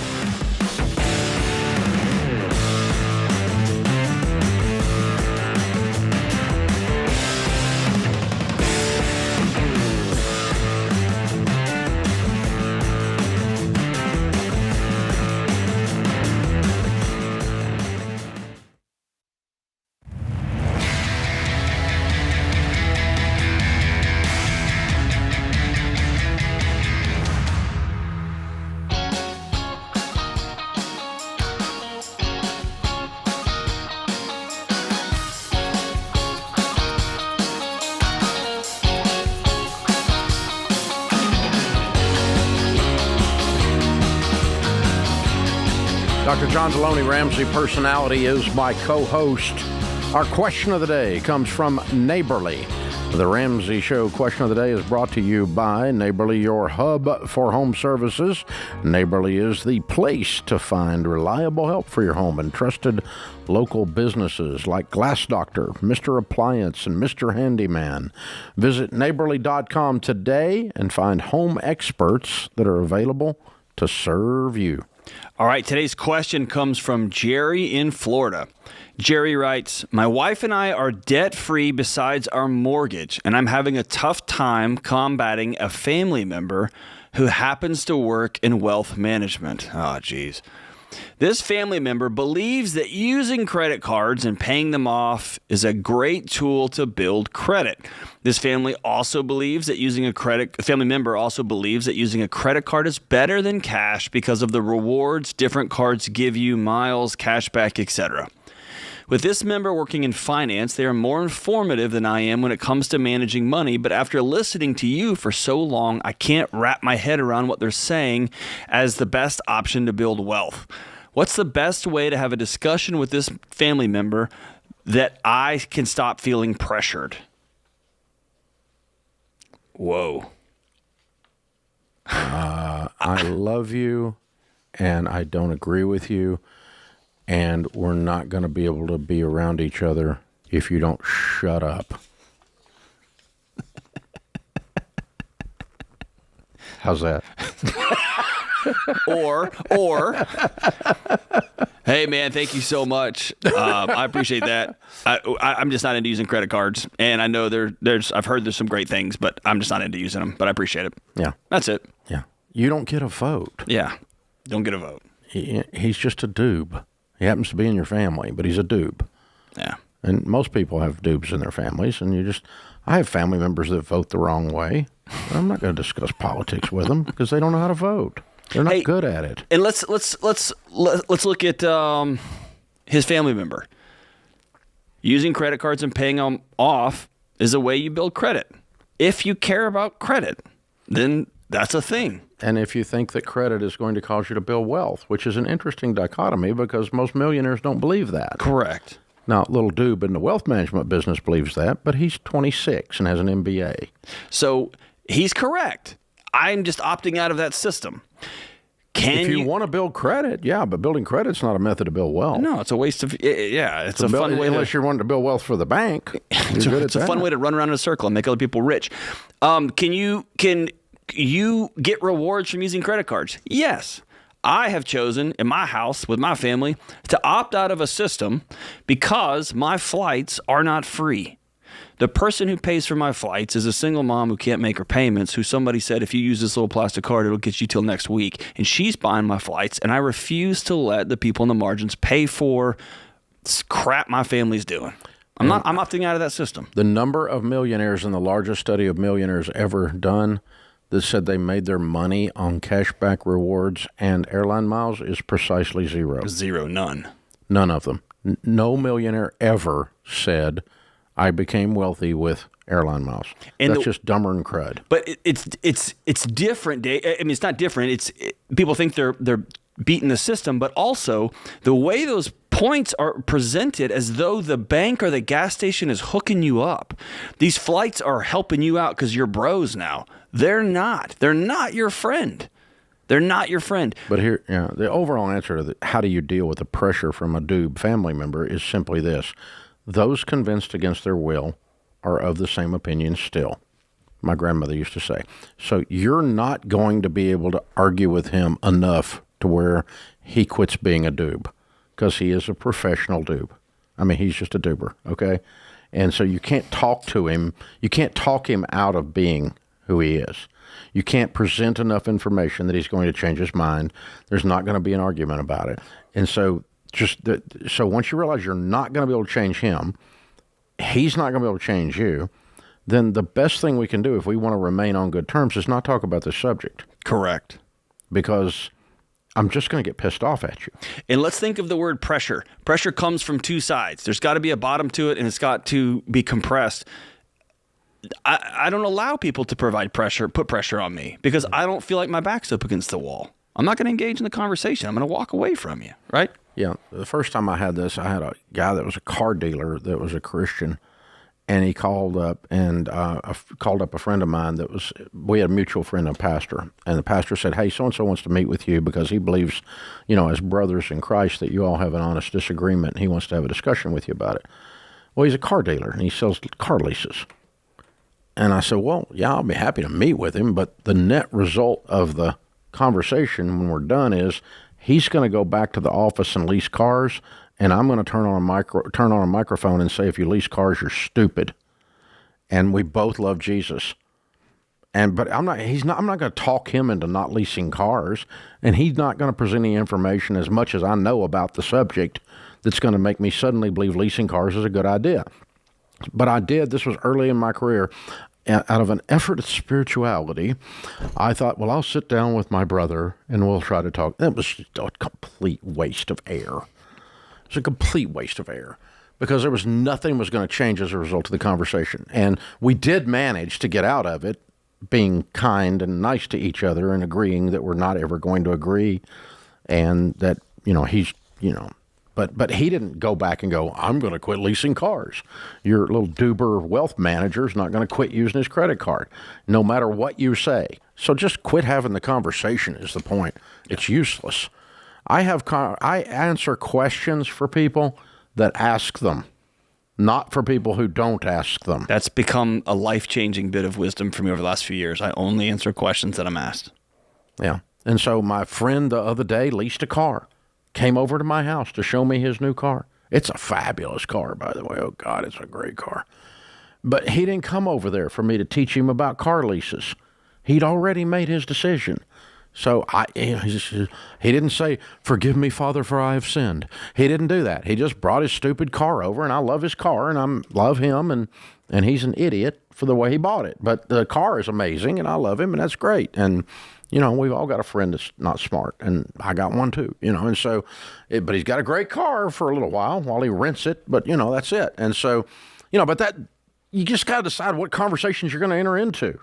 And I'm not going to sit and preach at that guy. It does no good. He's got a car sitting there. Why? You think he's going to take it back because Dave Ramsey doesn't like it? He's not going to take it back. He didn't ask my opinion.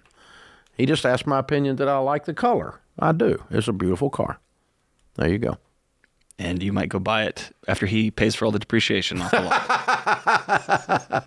Yeah, probably not that one, but it's a good car. It was a fun conversation. But yeah, it's like my cousin's mine's not, but I have had this question over the years. My cousin's a whole life agent, and he sold me the whole life policy. Well, you're not going to talk your cousin into the idea that whole life sucks. It does suck. It's a horrible product, but you're not going to talk a whole life agent into that fact, because he'd have to quit his job if he had integrity. And so this is a big conversation. You're not going to talk him out of it. But you can just explain to him, I'm no longer owning the policy because that's my territory. I get to make decisions inside that fence, and I'm not going to play anymore. Well, we're not going to talk about it anymore, because you're not going to talk him out of it, and he's not going to talk you into it if you're smart. Right. Yeah, it's walking away. Walk away. Yeah. Walk away. You can't teach you to vote the right way. We're not going to talk about politics. It's just, there's no reason to argue. Trump's crazy. Biden can't finish a sentence. Trump's the problem. He probably caused Biden not to be able to finish a sentence. And so, my God, they're just all evil. And they're, the whole thing. Well, their combined age is 156. There's part of the problem. But yeah, oh my God. But you people that fall on one side or the other, there is no. You just caused about 114 wrecks in the United States of America just then.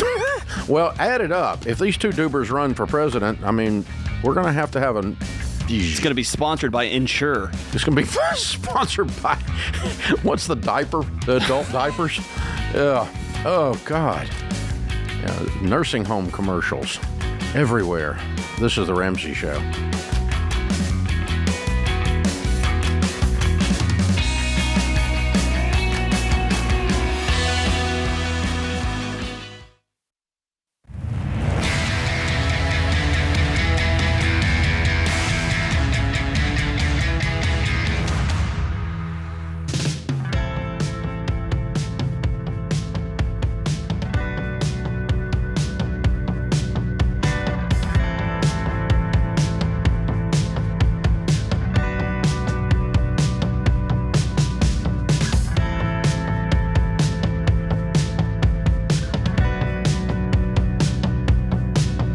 Thank you for joining us, America. Dr. John Deloney, Ramsey Personality, is my co-host today. Well, the stock market's been up. The stock market's been down. If you look back 12 months ago, it's about where it was. But a lot of people say stuff like, I've lost all my money. No, I mean, it's gone up and gone down, and went up again and then went back down again, and it's really sitting about where it was 12 months ago. Dave, I had that moment. I walked through where the TVs are on with the ticker underneath it. After all the drama of the last few months, I looked. Like, that's exactly where it was last time I looked. Yep. Here's the facts. If you invest $200 a month from age 25 to age 65, you would have about $2 million at retirement. That's not too good to be true. That's based on the long-term average rate of return of the S&P. So, if you make 12% on your money, $100 a month from age 25 to age 65 is $1,176,000. $100 a month. So a huge predictor of investing is not the rate of return. Whether you become wealthy in investing, the number one predictor is that you actually invest. No way. We landed on the moon, Lloyd. There's a lot of people talk a lot about investing and have a lot of theories about investing, and they just don't do it. They talk about it. And they talk, well, Ramsey does this and shouldn't say that and have an opinion. And meanwhile, I'm just plunking money away. And a huge predictor is that you actually invest. So you should get a pro in your corner. To find someone who can help you with your investing with mutual funds, go to RamseySolutions.com/SmartVestor. We will connect you with a SmartVestor Pro in your area. They don't work for us, but these are people that follow the stuff that we teach, and they're in the investment world. And most of all, they have the heart of a teacher. And when you click on SmartVestor Pro at RamseySolutions.com, it will drop down a list of the SmartVestor Pros in your area. You can interview all of them and select the one you like best. That's a pretty cool thing. And get somebody in your corner that teaches you, not pressures you. When you meet with an investment professional, if you smell salesman, run. If you smell teacher, lean in and learn. And you're ready, and you'll end up buying there, and that's fine. But you need to know what you're putting money into. Don't do it because I said to. Don't do it because they said to. Do it because you understand it. It's a good investment. SmartVestors at RamseySolutions.com/SmartVestor. All right, Sully is in Raleigh. Hi, Sully. How are you? Good. How are you? Better than I deserve. How can I help? I was going to ask you about the Roth IRA and the 401k. I'm not a big believer in it. I just don't know. I've been always afraid of it because we haven't had like a Great Depression in a long time, or, the economy just goes down. So I've always been thinking, if I invest my money in it, there's going to come a time where the economy is just going to collapse and I'm just going to lose all my money. So I have tried it a couple of times. Like right now I have like 1,600, but I don't know if I should get back into it. Okay. No, you should not get back into it if you believe it's going to collapse. That would be weird. Right? Yeah. The only way you would get back into it is if you got new information that changed your mind about your conclusion. I personally think your conclusion is wrong. Thus, I invest because I think the economy is going to go up over time. It does go up and down. We were just talking about that. But overall, the economy has grown 11.2%. The S&P has gone up 11.2%, which is the average of the stock market, by the way. 11.2% a year, average for over 85 years. That includes the Great Depression, by the way. That's the average. Do you think, I'm looking at it, like I'm currently just buying, like I bought my house. Oh, you bought a house? Wait. Yeah. There's no guarantee with that house. Why were you comfortable with that house? I'm actually renting it. I've been renting it for a year and a half now, and I'm making like double the mortgage. But you bought it. You're renting it or buying it? He rented it out, and he bought it as a landlord. You're a landlord. Yeah. Okay. But, I mean, you bought this house, and it doesn't have a guarantee it's going to go up. What made you comfortable that it was a good investment? Because I saw the potential in it, and I saw that I can actually rent it. So I'm currently my mortgage at $619, but I'm actually renting it at $1,300, and I'm making good money. Even though I'm not taking any profit, I'm still trying to pay off the loan. So what happens when COVID happens again, and the government says you cannot evict anybody who chooses not to pay for 18 to 24 months? Well, that's a big hit. It just happened. Yeah. Yeah. That was just the other day, so remember? Do you think it's going to happen again? Like, is there a possibility? See, here's what we're doing. Hey, here's the thing, Sully.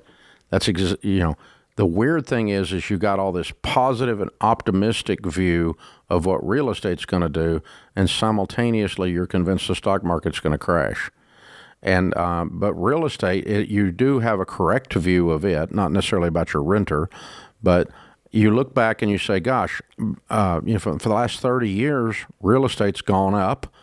Real estate's generally been a good investment, and if you look at the math on how much it's gone up in your area, you bought a house in an area that was stable and had a good potential to go up based on things that were happening around it. You looked at the facts and the history, and based on that, you chose to buy a piece of real estate because you felt good about its future because its history was good. Is that correct?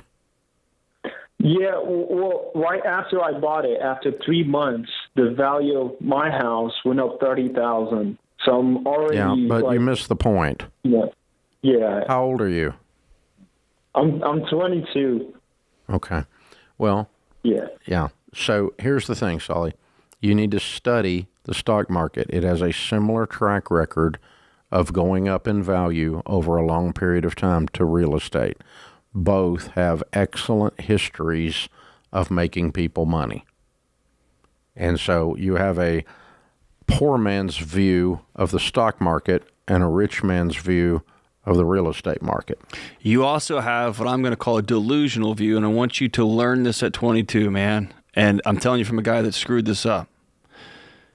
You just said, I've already made this much money on my investment in this property because it has been evaluated at a $30,000 increase.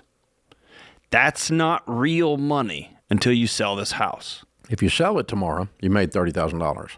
If you didn't sell it, you haven't made anything yet. And so when it goes up or when it goes down, it's not real money and it's not real loss until you cash out and sell it. My house has gone up considerably because I'm in Nashville. Nashville went bananas the last few months. That's not real money until I choose to sell it.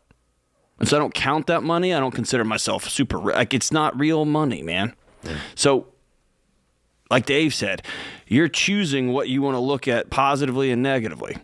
You got to look at all the facts across the picture, man. You can't just pick and choose. Or you're going to bounce from thing to thing to thing to thing to thing, and you're going to be the guy with a whole basement full of Beanie Babies and no money. Oh, Sully, if you look it up in history, there were about the time you were born, there was a bunch of people buying Beanie Babies and thought they were an actual investment. Now my grandkids play with them, and the dog chews on them and that kind of stuff. So, hey, Warren Buffett most famously said, someone came up to him during the 2008 when the stock market went way down. They said, Mr. Buffett, you lost $10 million today on your portfolio. He said, I didn't lose anything. I didn't sell it. It went down in value, but I didn't sell it. It'll come back up. And then you'll say, Mr. Buffett, you made money. No, it just went up and down. Until I sell it, I haven't locked in the losses or the gains. And so you got to keep that in mind, folks. It's on paper until then, and it ain't green paper. This is the Ramsey Show.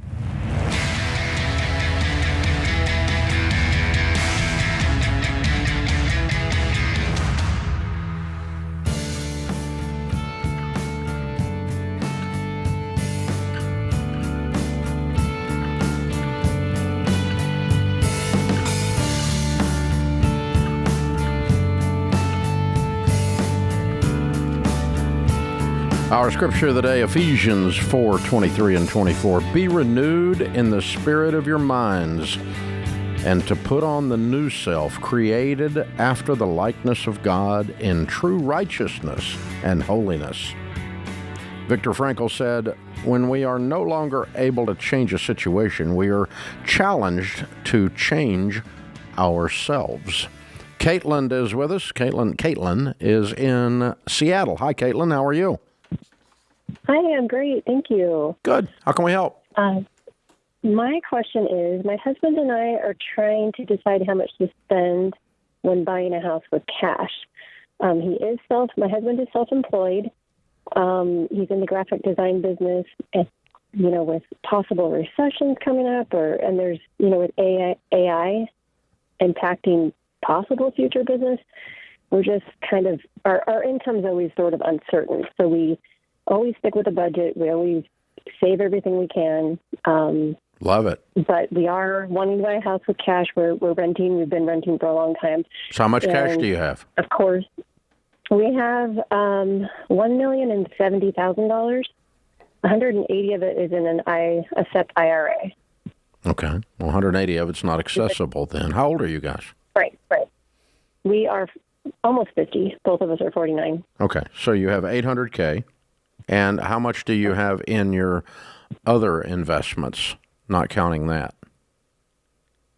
So we only have, right now, the 180 is in the SEP, and then total $1,070,000, like that's including that. And that's in the bank right now because we're about to buy a house. We wanted to make sure it was accessible right now. Mm-hmm. Whatever we So don't that's your entire net worth. Yeah. Is $1,070,000, of which 180 is in the SEP. You don't have any other wealth because you don't own a property now. Correct. And what's your household income now? Right now, our income, again, is self-employed, so it varied, but 2020, we made $400 or so. 2021, what are you thinking of spending on this house?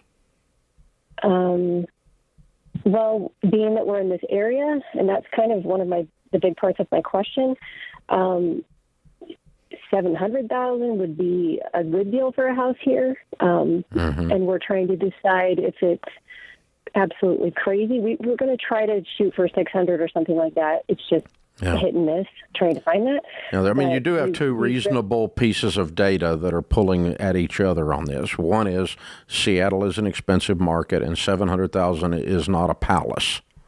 Okay, it's a reasonable mid-market house, right? A little bit above mid-market. Right. Then the other piece of data is 700 is also almost all your money. Right. And that feels nervous. Right. So, yes, it does. What would Dave and Sharon Ramsey do in your situation? We would probably buy something in the 500 range, making 400, with a plan to move again in 3 to 5 years and move up with more cash. Okay. But I don't want the idea that I've got 80% of my entire net worth with $1 million net worth tied up in a single house that produces absolutely no income does not sound fun to me. That sounds high. Right.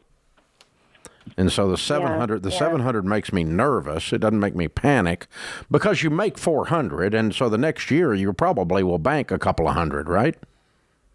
Yeah, this year so far, we're already at $175,000. Yeah, I mean, if you do that every year, pretty quick. So let's say you bought something for $500. It's not what you want, okay? But 3 years from now, you could add $600 to it and go buy $1.1 million pretty easy. And it will have gone up in value in Seattle, assuming you don't get in an inner city area where your crime is so heavy.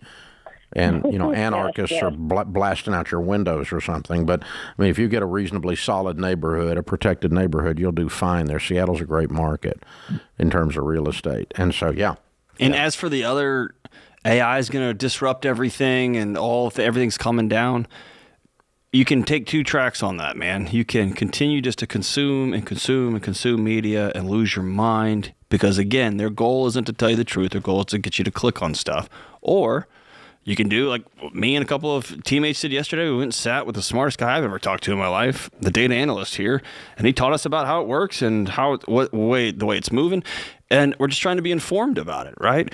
And so I can get more data on it, I can get more facts on it, and I can also choose to just follow principles until I know otherwise. But just choosing to sit in a circle and panic, and again, Dave, that makes me hyper nervous. You're more stable than I am, but man, putting my entire nest egg in a house like that makes me... Whew. Yeah, I think I'd keep it down in the 500 range, like I said, and then let's plan with a plan to move up in 3 to 5 years. Would you take that other 500 or the other 200 or 300 and put it in a mutual fund ASAP? Yeah, absolutely. And then I would add to it, and when she's sitting there with a $2 million net worth and $1 million of it's in a house at the next move, I feel fine about that. Right. And now we're getting into a pretty nice property. And if you're a self-employed entrepreneur and you're making $400,000 or $500,000 a year, don't forget that you have proven to yourself that you can figure stuff out, and including AI, whatever's coming down the pipe, man. Yeah, we're so quick to forget our skill set outside of I'm just locked into this thing. No, you're that good. The first time you see that thing function. Oh, it's terrifying. It takes your breath away. It's terrifying. As to what it'll be able to do. Terrifying. How many jobs it'll be able to replace. Instantly, right? And as long as these people strutting around acting like they're worth something an hour, all of a sudden, nope. Gone. Nope. Gone. Poof. Gone. Poof. No question about it. But on the other hand, there's going to be some ways that smart people are able to use that and make the first fortune they ever made in their life. Correct. And ethically use it. And there's a lot of unethical things that can be done with it that'll curl your hair too. So it's going to be a really interesting landscape next 14, 18 months. But what happens first in these type of things, by the way, is the crooks come out. Absolutely. First thing you see. And we're already seeing some of the piracy things they're able to do with it. It's pretty amazing. So. Neil deGrasse Tyson wrote a fascinating piece the other day about he's betting on this is the end of the internet because it's going to be so filled so fast with so much garbage, just like our friend who we all know that just won't shut up. You just couldn't invite him to the party. And that there will be some sort of pushed back to Twitter. Trusted people. Now, Twitter, it devolved into a sewage discussion to where it was of no value anymore. And if computers are just thinking people have all left Twitter. Spitting stuff out all over the place all the time, I'm just going to go talk to Dave because I trust that guy. You know what? I mean? It may revitalize stuff like this talk show where people actually get to talk to humans. Right. Yeah. A lot like this show needs to be revitalized. It's doing fine. Thank you very much. And I will say this, with some of the voice capture technology, you might be able to host this show for another couple of 100 years. It's fantastic. You know what? That in and of itself is really scary. Yeah, the hologram. Yeah, here we go. This is fun. You're going to be fine, Caitlin. You guys are smart people. Dumb people don't make $400K. Smart people know. I know a couple. Yeah, I know a couple. Yeah, I do too. But in general, and you know how to figure stuff out. You know how to navigate markets, and your husband does, and the creative world. And I think you're going to be great. So, but I would not put 80%, 90% of my $1 million net worth into a single family personal residence. Let me say this, Dave, and this is something that came up in some of the research articles I read working on a new book. I believe with all my heart, when you're about to do something that your body knows is not a good idea, it will begin to cascade that stress and anxiety through your body. You'll start to see fear everywhere. And so when you start thinking it's all coming down, that's your body trying to get your attention that what you are doing and what you're about to do probably is not a wise idea. Yeah, there you go. Or you're on thin ice and you don't even know it. So let's get some wisdom. Good stuff. Good show today, Austin, Ben, James, Zach, and Andrew, and Dr. John Deloney. I am Dave Ramsey, your host. That puts this hour in the books. We'll be back with you before you know it. In the meantime, remember, there's ultimately only one way to financial peace, and that's to walk daily with the Prince of Peace, Christ Jesus.